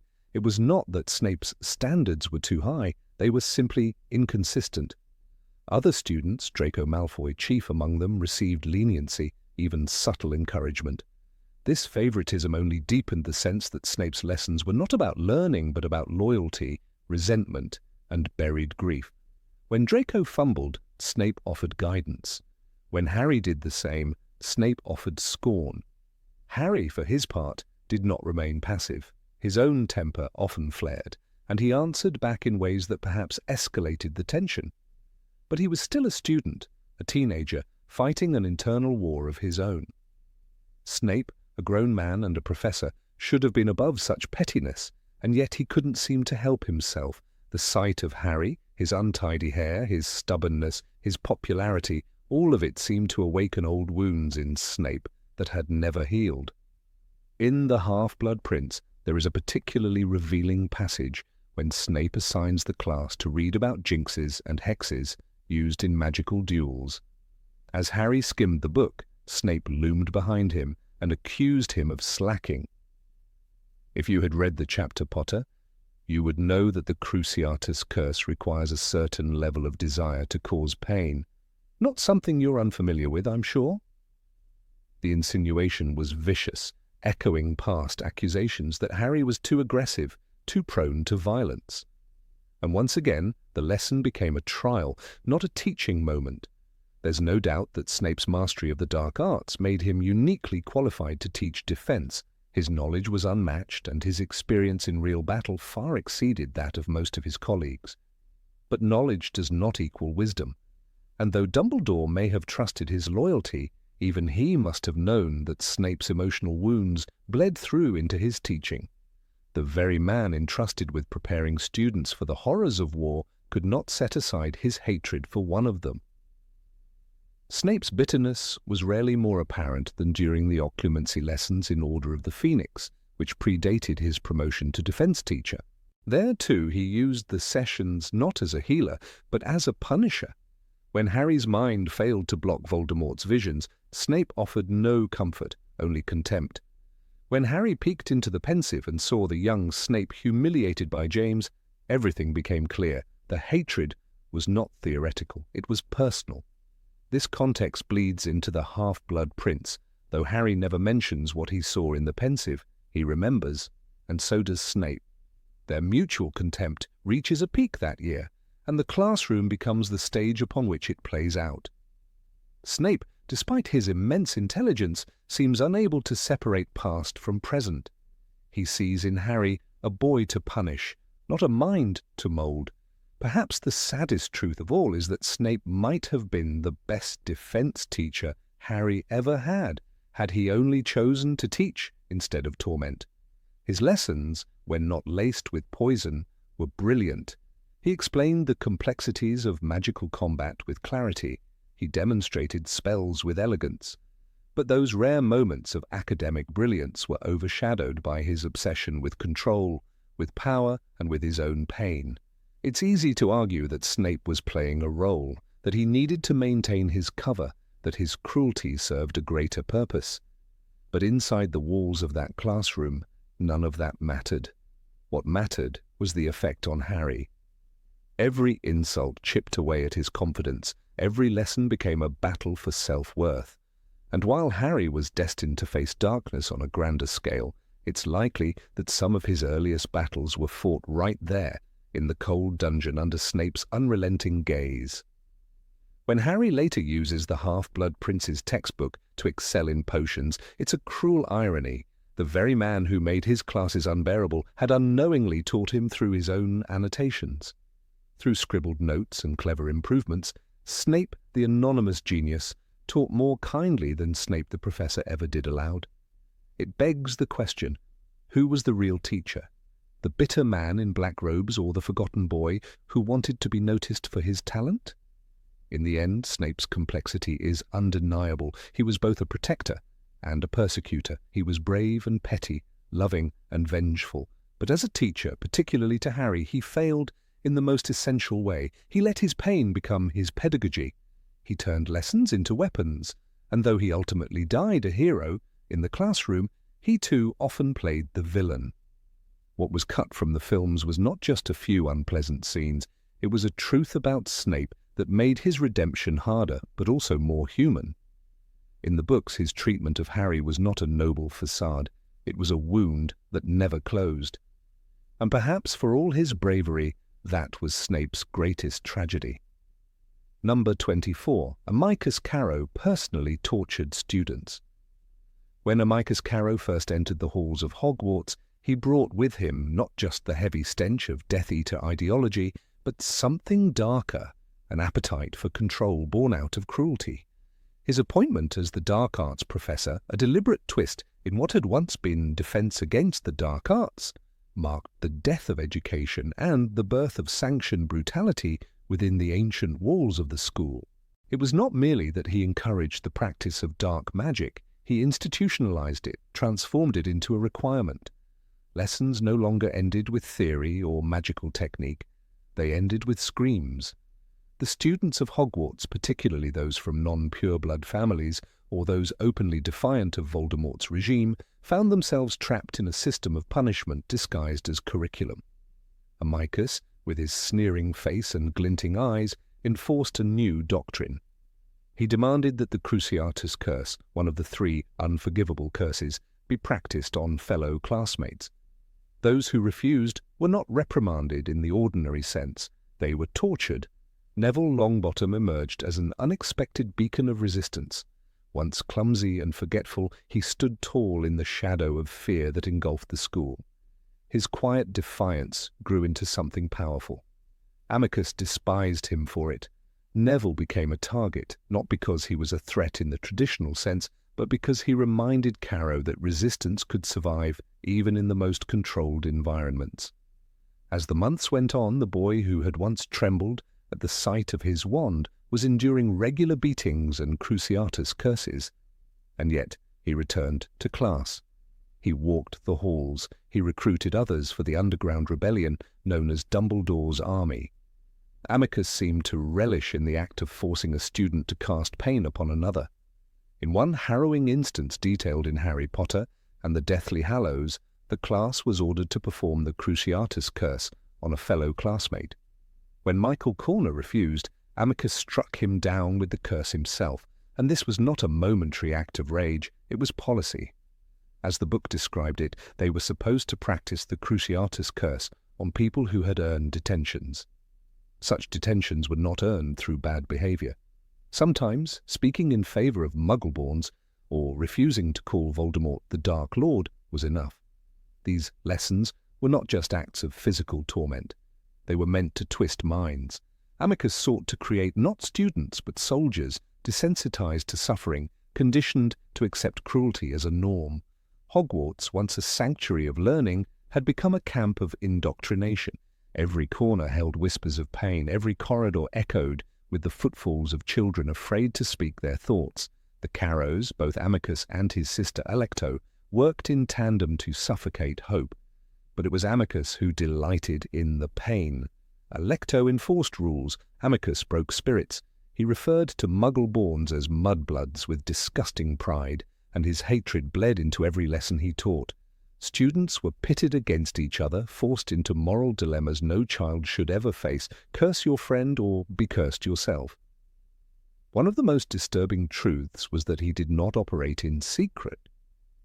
Headmaster Severus Snape allowed the Carrows to roam freely, maintaining the image of control while operating as a double agent. Yet to the students there was no difference. Pain was real. The violence did not wait for rescue. Though Snape protected students from death behind the scenes, it did not shield them from the agony of a Cruciatus curse echoing through their bones. Amycus's personal vendetta against Neville reached a climax when Neville refused to bow to his authority during a class. Amycus responded with a savage beating, splitting Neville's cheek and bruising his ribs. He was taken to the hospital wing, but even Madame Pomfrey couldn't always help. Sometimes there was no healing magic strong enough for what Amycus inflicted. The physical wounds were bad enough, but the emotional scars lingered longer. Neville once told Seamus Finnegan, "He wants me to crack, but I won't give him the satisfaction. It wasn't just bravery, it was survival." As the year progressed, Amycus implemented nightly patrols and intensified the punishments. Students were dragged from their beds for questioning. Younger years learned to walk silently and keep their heads down. The laughter that once filled the great hall was replaced with wary glances and hushed tones. Even the portraits on the walls looked away during lessons, unable to witness the horror. Those who attempted to fight back found themselves marked. Ginny Weasley, Luna Lovegood, and Neville coordinated small acts of rebellion, graffiti, sabotage, and secret messages carved into bathroom stalls. One evening, Amycus discovered a passage reading "Dumbledore's army lives on," burned into the stone outside the Defense Against the Dark Arts classroom. The following morning, he summoned the fifth years and demanded to know who was responsible. When no one spoke, he cursed a Ravenclaw boy who had nothing to do with it, just to make a point. The classroom itself had changed. The walls, once lined with shelves of defensive books and enchanted diagrams, were now adorned with propaganda. Posters praised blood purity. Illustrations of traitors and enemies of the state stared down at the students with hollow eyes. Amycus walked among the rows of desks like a vulture, waiting for a sign of weakness. When someone flinched, he struck. The Cruciatus curse became routine, not a lesson, not an exceptional moment, but a daily occurrence. Students learned to anticipate the pain. They learned to breathe through it, to lock their muscles and stare at the floor. This normalization of torment was perhaps Amycus's most insidious achievement. He made cruelty mundane. Among the most haunting moments was when a Hufflepuff girl, no older than 13, broke down during a lesson and begged not to be forced to curse her friend. Amycus responded with glee. He cast the spell on both of them and laughed when they collapsed in a heap of shaking limbs. No adult intervened. No peer dared to help. The room watched in silence, suffocated by fear. Amycus thrived on the perversion of magic. For centuries, Hogwarts had treated magic as a tool of wonder, wisdom, and protection. He reshaped it into a weapon of oppression. He wanted to reprogram the minds of children. Loyalty to the Dark Lord was not enough. He wanted obedience. He wanted silence. What made him all the more terrifying was his unpredictability. Some days he would simply sneer and assign essays on blood purity. Other days he would throw curses before breakfast. Students never knew if they would leave his classroom unscathed. It wasn't learning, it was psychological warfare. Neville's transformation into a leader was not born from courage alone, it was forged in Amycus's classroom. Every act of kindness, every word of hope Neville whispered to others was an act of defiance. He became the person the Carrows couldn't break. Even when Amycus dragged him by the collar and flung him into the wall, Neville stood, bloodied, shaking, and breathing hard. But he stood. Amycus's reign of terror wasn't just about domination, it was about humiliation. He forced students to kneel, to apologize for being born to Muggle parents, to thank him for his instruction. Those who didn't play along paid dearly. Seamus Finnegan was once forced to scrub the dungeon floors with a broken wand and a broken wrist. Another time, a group of first years was made to watch as Amycus cursed a student into unconsciousness. This was not education, it was torment dressed in robes. The Carrows were allowed to assign detentions without oversight. Detentions now meant blood, bruises, and silence. The Forbidden Forest, once feared, became a sanctuary for those trying to avoid a punishment worse than death. Neville took to hiding in the Room of Requirement, where he slept on a hammock and planned resistance in the flickering light of candles. What happened within the dark arts classroom during that year is often lost in the broader narrative, but the book remembered. They've used the Cruciatus curse on students, McGonagall later tells Harry. They're evil, Harry, evil. It is not just a statement, it is a condemnation of Amycus Carrow's legacy. In the end, Amycus fell not to spells or curses, but to the defiance he tried to erase. When Voldemort returned to Hogwarts for the final battle, Amycus attempted to betray the school once more. He tried to hand over the Ravenclaw common room to Voldemort's forces. But Professor McGonagall, the heart of Hogwarts, struck him down with a spell that flung him across the room. His own sister was immobilized and left on the floor. Their reign ended not with ceremony, but with justice.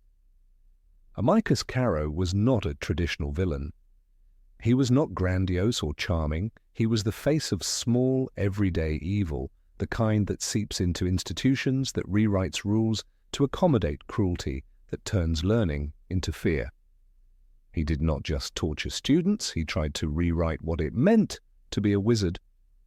But he failed, because in the end, the students of Hogwarts remembered who they were, and they remembered who he was. Number 25. Lupin wanted to stay at Hogwarts despite being dismissed. In the shadows of Hogwarts's stone walls, Professor Remus Lupin once found something he had long considered impossible: peace. For a man cursed with lycanthropy, who had spent the better part of his life in quiet exile, those few short months of teaching at the school were nothing short of a miracle. His classroom, filled with curious students and hopeful eyes, had become more than just a place of instruction. It was a sanctuary, a glimpse into a life that might have been. Yet that sanctuary was cruelly stripped away. When the truth about his condition was revealed, not through his own fault but through the malice of Severus Snape, the fragile equilibrium Lupin had found began to crack. It was not only the whispering among the students that chilled him, but the collective fear of the parents, now aware that a werewolf had been entrusted with their children's education. The pressure mounted quickly, and Dumbledore, ever the careful guardian of the school's safety, acted swiftly. Remus Lupin was asked to resign, and so he did, but the books tell us a different story than the clean and accepting departure shown in the film. There is a quiet, understated tragedy in Lupin's exit from Hogwarts that the pages of Harry Potter and the Prisoner of Azkaban reveal with heartbreaking clarity. As he packed his things, he moved slowly, not with the indifference of a man who accepted his fate, but with the grief of one who had believed, perhaps foolishly, that this time might be different.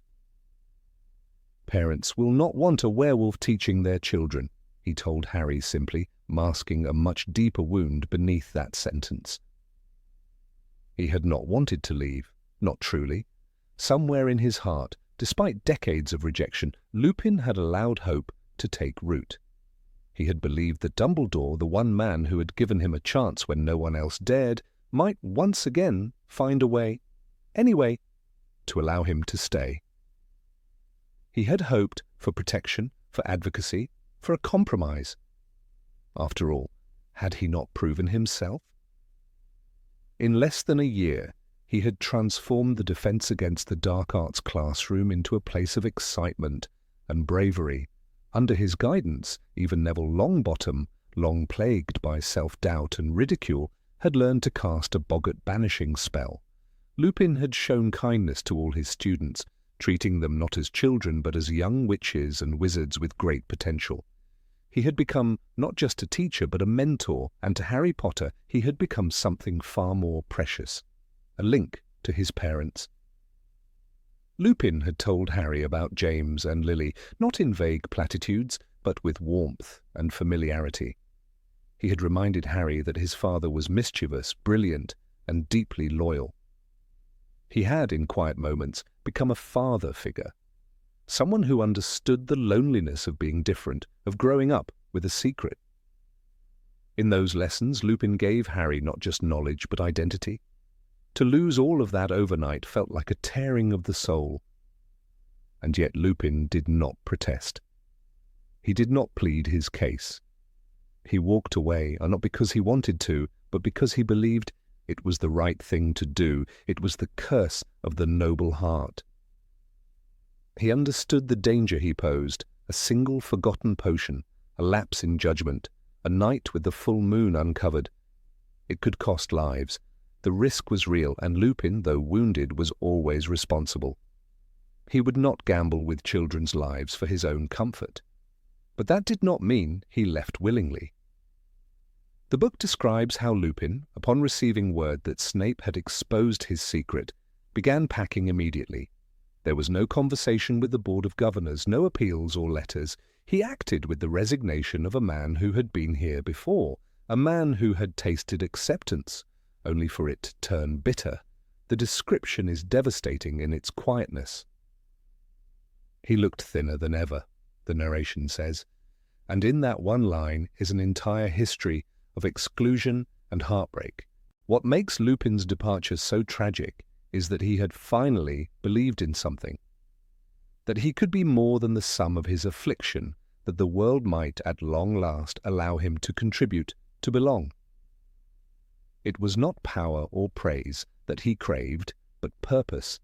In Hogwarts he had found that purpose, and it was ripped away because of a name, because of a word, werewolf.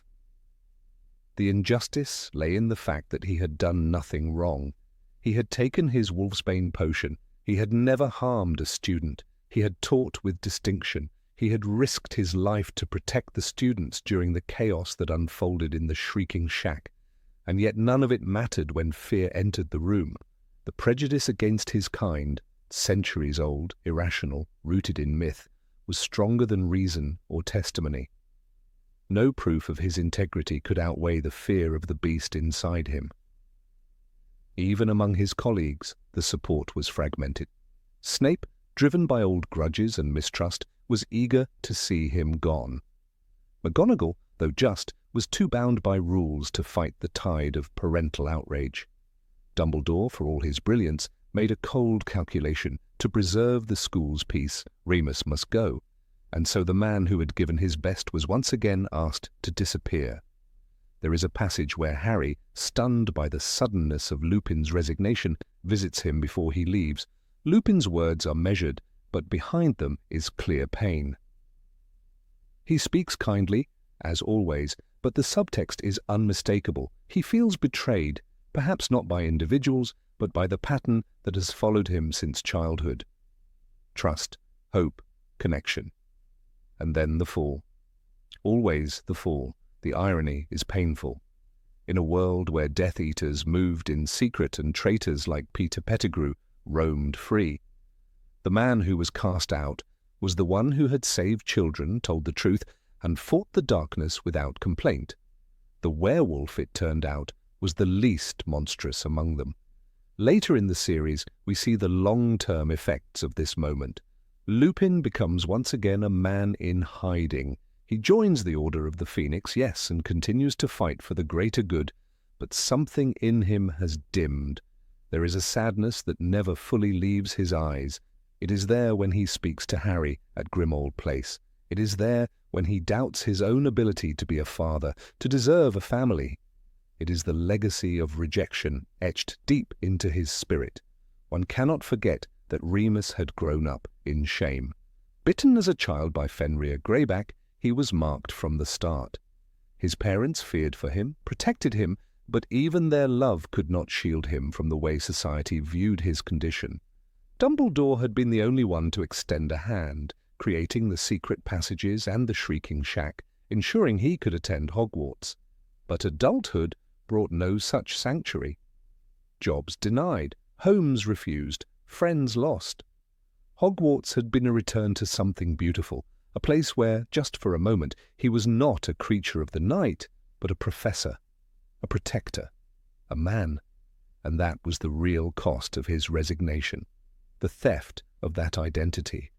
In truth, Lupin was the best defense against the dark arts teacher the school had seen in years. He taught not just spells, but courage. He spoke not just of danger, but resilience. He inspired students not through fear or power, but through compassion. It was no coincidence that Harry produced his first true Patronus under Lupin's guidance. The man knew darkness intimately, and so he taught how to face it with light. His departure was not just a moment in the book. It was a turning point. It showed that even in the magical world, discrimination runs deep, that good people can be punished for things beyond their control. That fear, when allowed to rule, can cast out even the kindest souls. And perhaps most painfully, that the greatest teachers may be lost, not for lack of talent, but for the shadows they carry. Years later, when Remus dies during the Battle of Hogwarts, the loss is immense. He dies a fighter beside Tonks, leaving behind an orphan son, just as Harry had been orphaned. The circle is cruelly completed, but what lingers even more than his death is the memory of how close he came to healing, and how quickly it was taken from him. In that resignation, in that packed trunk and quiet farewell, lies one of the most heartbreaking moments of the series. Not because it was loud or violent, but because it was so very quiet, so very human. Remus Lupin, who had once howled at the moon in anguish, left Hogwarts without a word of protest. But in the silence of his departure, the whole world should have heard him scream. Number 26, Lockhart planned to write a book about Harry. When Gilderoy Lockhart was admitted to the Janus Thicky ward at St. Mungo's Hospital for magical maladies and injuries, he had lost more than just his memory. He had lost his fame. His celebrated career as the author of best-selling books like Gadding with Ghouls and Break with a Banshee had come to an abrupt and humiliating end. But even stripped of his past and confused about his identity, there remained one persistent ember smouldering in the ashes of his glory, his unquenchable thirst for attention. Lockhart had been wandering the halls of St. Mungo's in his hospital gown, a smile still fixed on his face, as though his mind refused to acknowledge the fall from grace. The walls around him bore no portraits of him, no fans queued for his signature, yet he walked as though the floor should part beneath his feet. It was on one of these strolls that he encountered a boy whose name caused nurses to whisper and patients to peer around curtains. Harry Potter. Harry had come to visit Arthur Weasley, recovering from a snakebite. In the quiet bustle of the ward, it wasn't Harry's lightning scar that first caught Lockhart's eye. It was the hush that followed him, the reverence in the voices of the healers. Something primal flickered in Lockhart's memory, a vague scent of fame, and it hit him like a stunning spell. This boy was important, very important. Though he couldn't recall the details, Lockhart's instincts surged. Fame was near, and fame was something he understood deeply. "You're very popular, aren't you?" he had muttered, eyes wide. Later, as he sat in bed tracing his name in loopy letters for the spell-damaged long-term residents, his fingers began spelling out something new. Harry Potter and A Hero's Tale. The irony was cruel. The man who had built a career stealing the stories of others had now been reduced to an empty shell of ego, and yet the urge remained to bask in the reflected glow of someone else's triumphs. Harry, the boy who lived, represented not just the defeat of Voldemort, but a living opportunity for Lockhart to claw back into the public eye. Nurse Miriam Strout would later recall that Lockhart began requesting extra quills and parchment. He told anyone who'd listen that he was starting a very important memoir about a remarkable meeting. His signature returned to practice sheets alongside phrases like "my brave intervention" and "the moving tale of recovery." No one had the heart to stop him. He remembered nothing of the Chamber of Secrets, of course. The memory charm he had intended to erase Harry and Ron's recollections had backfired spectacularly, rendering his own past a blur. But what Lockhart lacked in truth, he compensated for in unshakable delusion. A hero had met a hero. Surely that was the essence of a story worth telling. In his mind, the narrative began to form. A hospital ward, a brave, dazzling author rising from the depths of magical injury. A boy cloaked in mystery and honor. Together they would triumph over shadowy foes, or at least pose together on a book cover. "He's terribly modest," Lockhart confided in another patient. "But I dare say I'll convince him to write the foreword." It was absurd, tragic, and oddly touching. Lockhart's world had crumbled, but his fantasy, his coping mechanism, persisted. He could no longer fake his own heroism through memory theft, but perhaps he could forge a new legend through association. Fame, once slipped through his fingers, might yet be seized again, if only tangentially. The book began to manifest in scraps. Lockhart dictated loudly, often forgetting what he had said only moments before. A nurse noted that he kept repeating the line. And then he turned to me, eyes full of awe, before trailing off into humming. A partially finished chapter found beneath his pillow began, "I, Gilderoy Lockhart, had been dozing in the bright light of a hospital afternoon when destiny entered the room. The healers humoured him. Some even smiled at the ridiculousness of it. But a few felt a deeper sadness. There had been brilliance once, perhaps not in spell work or dueling, but in performance, in charisma. Now that had been boiled down to the desperate scribblings of a man who couldn't even recall what he was chasing." Still, Lockhart persisted. He began asking visiting mediwitches if they knew a publisher.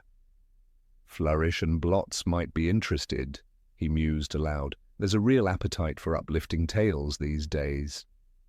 When he was told he'd already written many books, he simply blinked and said, "Well, then I suppose I'm overdue for a new one." The proposed title shifted. Some days it was Healing the Hero Within, others, How I Guided the Boy Who Lived. Lockhart never once seemed to suspect that Harry's fame had little to do with him. In his mind, proximity was purpose and presence was proof. If he had stood beside the boy, he was part of the legend. There was something tragically poetic about it all. The man who had made a life of false narratives now tried to build a new one with nothing but fragments of reality. He remembered nothing of his deception, but his need to be loved, admired, and read, that remained like an imprint of magic, too strong to vanish. One nurse recalled a moment when Lockhart handed her a scrawled page and whispered, "This one's powerful. It's about how I gave him hope." She didn't have the heart to tell him that Harry hadn't said a word to him, that he had only looked on, confused and distant, recognizing the man who had once tried to erase his memory. A month later, Lockhart held a tea for the ward's residents and unveiled a small mock-up cover made of folded parchment. It bore a crude sketch of a blond man in hospital robes and a boy with glasses, both raising wands in victory. The title, Harry Potter and the Golden Healer. No one corrected him. Even Madame Pomfrey, who rarely visited the long-term wing, heard of the commotion. She sighed and said only, "At least he's not harming anyone this time." In truth, there was a gentle innocence now to Lockhart's delusions. His lies had once been weapons. Now they were his comfort. From time to time, Lockhart would point to his name, proudly scrawled on the walls, and say, "You know, I taught defense against the dark arts." He couldn't recall how disastrously that had gone, nor did he remember the trail of obliviated wizards whose tales he had stolen. In his mind, he was still the brave champion. Still the author, still the adored. Perhaps most heartbreakingly, when he caught glimpses of Harry in the papers or heard news of the boy's triumphs, he would smile and say, "I knew he'd be something special." In some twisted way, Lockhart believed he had been the one to recognize Harry's potential, and so his imaginary book became his anchor to purpose. Lockhart would never write the book, of course. His thoughts were too scattered, his memories too fragmented. But he would live the illusion as vividly as if it were bound and on shelves.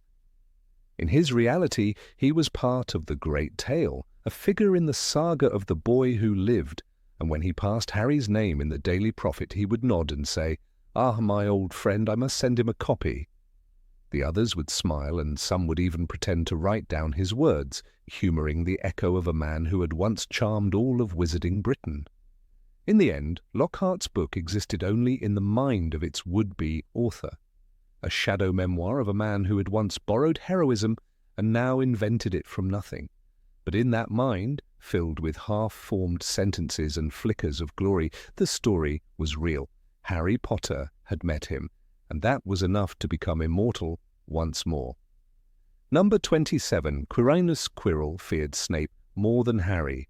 From the very first day at Hogwarts, Professor Quirinus Quirrell cut a strange figure.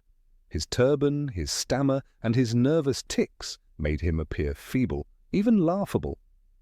Yet beneath the surface, behind the facade of a bumbling academic, Quirrell was hiding a secret darker than anyone imagined. What the films fail to fully capture, but the books hint at with chilling clarity, is that Quirrell's fear was not directed solely at the powerful Albus Dumbledore, nor even at Harry Potter, the boy who lived.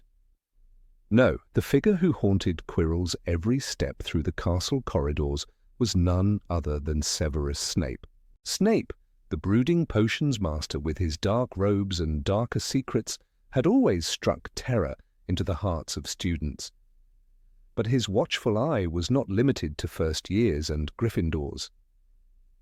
From the very moment Quirrell returned to Hogwarts after his travels, Snape saw through the mask. He was the only one who treated Quirrell not as a harmless coward, but as someone dangerous, as someone who did not belong. The tension between them wasn't theatrical, it was real, grounded in suspicion and hidden knowledge. This antagonism burst into public view during the Quidditch match, when Harry's broom began bucking violently, nearly throwing him to his death. Most students watched in horror. Hermione suspected Snape and tried to break his concentration, but hidden in the shadows of the stands was Professor Quirrell, muttering a counter-jinx, eyes locked on Harry. Later, it was revealed that Quirrell was attempting to kill the boy, and Snape, in his characteristic coldness, had been casting a protective charm. As Hermione knocked over Quirrell, the jinx was broken, but Snape never looked away from his target. The real drama unfolded off the pitch. After the match, Snape caught Quirrell alone in the Forbidden Forest. The books do not recount their conversation word for word, but the encounter is referenced ominously in Harry Potter and the Philosopher's Stone. "He does seem the type that would keep an eye on troublemakers," Harry tells Ron after the match. And indeed, Snape did more than keep an eye on Quirrell. He confronted him. "We have to be careful," Quirrell mutters nervously when Harry later stumbles upon him. The trembling in his voice was not from stage fright, but from a genuine fear of discovery. Quirrell was walking a dangerous tightrope, between serving Voldemort and avoiding Snape's probing gaze. Snape's knowledge of the dark arts made him uniquely suited to detecting the signs of corruption. He wasn't fooled by the stutter or the cowardly demeanor. He had been too close to darkness himself, walked too near the edge to miss the subtle clues. He saw that Quirrell's fear was not fear of being caught in a lie, but fear of something or someone controlling him. Snape watched his movements, appeared in hallways without warning, and, most notably, made it his mission to block every opportunity Quirrell had to steal the Philosopher's Stone. Throughout the year, Snape acted not only as a protector of the stone, but also as a relentless interrogator. Quirrell, who was already under the constant mental strain of sharing his body with Voldemort, had to endure Snape's constant presence. Every time he crept toward the forbidden third-floor corridor, Snape would emerge from the shadows. Every time he tried to sneak away at night, the flutter of a black cloak was not far behind. It's no wonder Quirrell seemed unwell. He was being hunted from within and without. In one particularly telling scene, Snape corners Harry in the hallway to warn him off meddling with the stone. At that moment, Harry assumes Snape is the villain. But in reality, Snape is giving a veiled warning. People have died trying to get it. Snape wasn't speaking about hypothetical thieves. He was thinking of Quirrell and the dark forces behind him. His vigilance wasn't for glory, it was for duty. He had pledged himself to protect Hogwarts, and that meant protecting it from the quiet man in the turban. Quirrell, for all his association with Voldemort, was a weak man. His fear of Snape was rooted in the knowledge that the potions master would not hesitate to expose him. Unlike Dumbledore, who might attempt redemption, or Harry, who was simply a child, Snape was surgical in his suspicion. He could not be fooled. He asked questions others didn't. He prowled places others avoided. He smelled guilt like blood in the water. The moment that sealed Quirrell's fate wasn't the final confrontation with Harry, but the slow, relentless erosion of his nerve under Snape's unyielding gaze. Each passing week, Quirrell became more desperate. He made foolish decisions, tried to kill a child in public, and eventually attempted to reach the stone himself. But the pressure had built up for months. His confidence cracked not because of Dumbledore's watch, but because Snape never let him breathe. One must remember that during the entire year, Snape was acting alone. While Dumbledore watched from a distance, allowing the pieces to move as they would, it was Snape who stood in the line of fire. He interrogated, he intervened, and he disrupted. His presence was not just inconvenient to Quirrell, it was oppressive. It's mentioned in the book that Snape was limping after a particular night, having presumably confronted Quirrell once more. That detail is not filler. It is evidence of a shadow war taking place behind the students' backs. The fear that Quirrell showed in the final chapters, when faced with Dumbledore or Harry, was almost theatrical compared to the silent dread he exhibited around Snape. There's no trembling or breakdown in front of Harry, only a dramatic reveal. But when Harry glimpses him speaking with Snape in the forest, he describes Quirrell as white-faced and sweating. That's real fear. That's a man who knows he's been found out. Even Voldemort, speaking through Quirrell, acknowledges Snape's interference. When Harry finally learns the truth, he is shocked to discover that Snape was trying to protect me. The irony is deep and cruel. Snape, the man Harry mistrusted most, was his silent guardian. But for Quirrell, that truth was far more painful. He had spent months trying to carry out Voldemort's plan, only to be outmaneuvered at every turn by a man he could not fool. The power dynamic between Quirrell and Snape is essential to understanding their roles. Snape, a former Death Eater, still commanded respect, even fear, from the remnants of the Dark Lord's followers. He had proven himself ruthless and cunning. Quirrell, on the other hand, had to be possessed to serve. The contrast was striking. One was a willing agent of resistance, the other a puppet held together by trembling limbs and whispered threats. When the enchantments protecting the Philosopher's Stone were described, each crafted by a different professor, it was Snape's that stood out as the most cunning. His logic puzzle was not brute force, but intellect. It was designed not only to delay intruders, but to test their reasoning, their nerve. It was a message, perhaps even to Quirrell. You don't belong here. You don't think like us. You will fail. In the end, Quirrell's breakdown was not sudden. It was a slow unraveling. The combination of Voldemort's presence in his body, the mental strain of deceit, and Snape's merciless pursuit wore him thin. He became paranoid, unstable. Every step echoed with the thought that Snape was near, and most of the time he was. Quirrell's real downfall was not heroism or fate, it was fear, and Snape was its face. This subtle war between professors was hidden from the students, but not from the careful reader. Rolling drops hints like breadcrumbs, the suspicious glances, the cryptic warnings, the shadowed corridors. Snape was never the villain of that first book. He was the barrier Quirrell could never breach, not because of magic, but because of vigilance. Quirrell feared Snape because Snape represented the end of the charade. If Snape ever chose to reveal what he knew, it would all be over. That's why Quirrell resorted to desperate measures, including risking exposure during the Quidditch match and even the troll attack.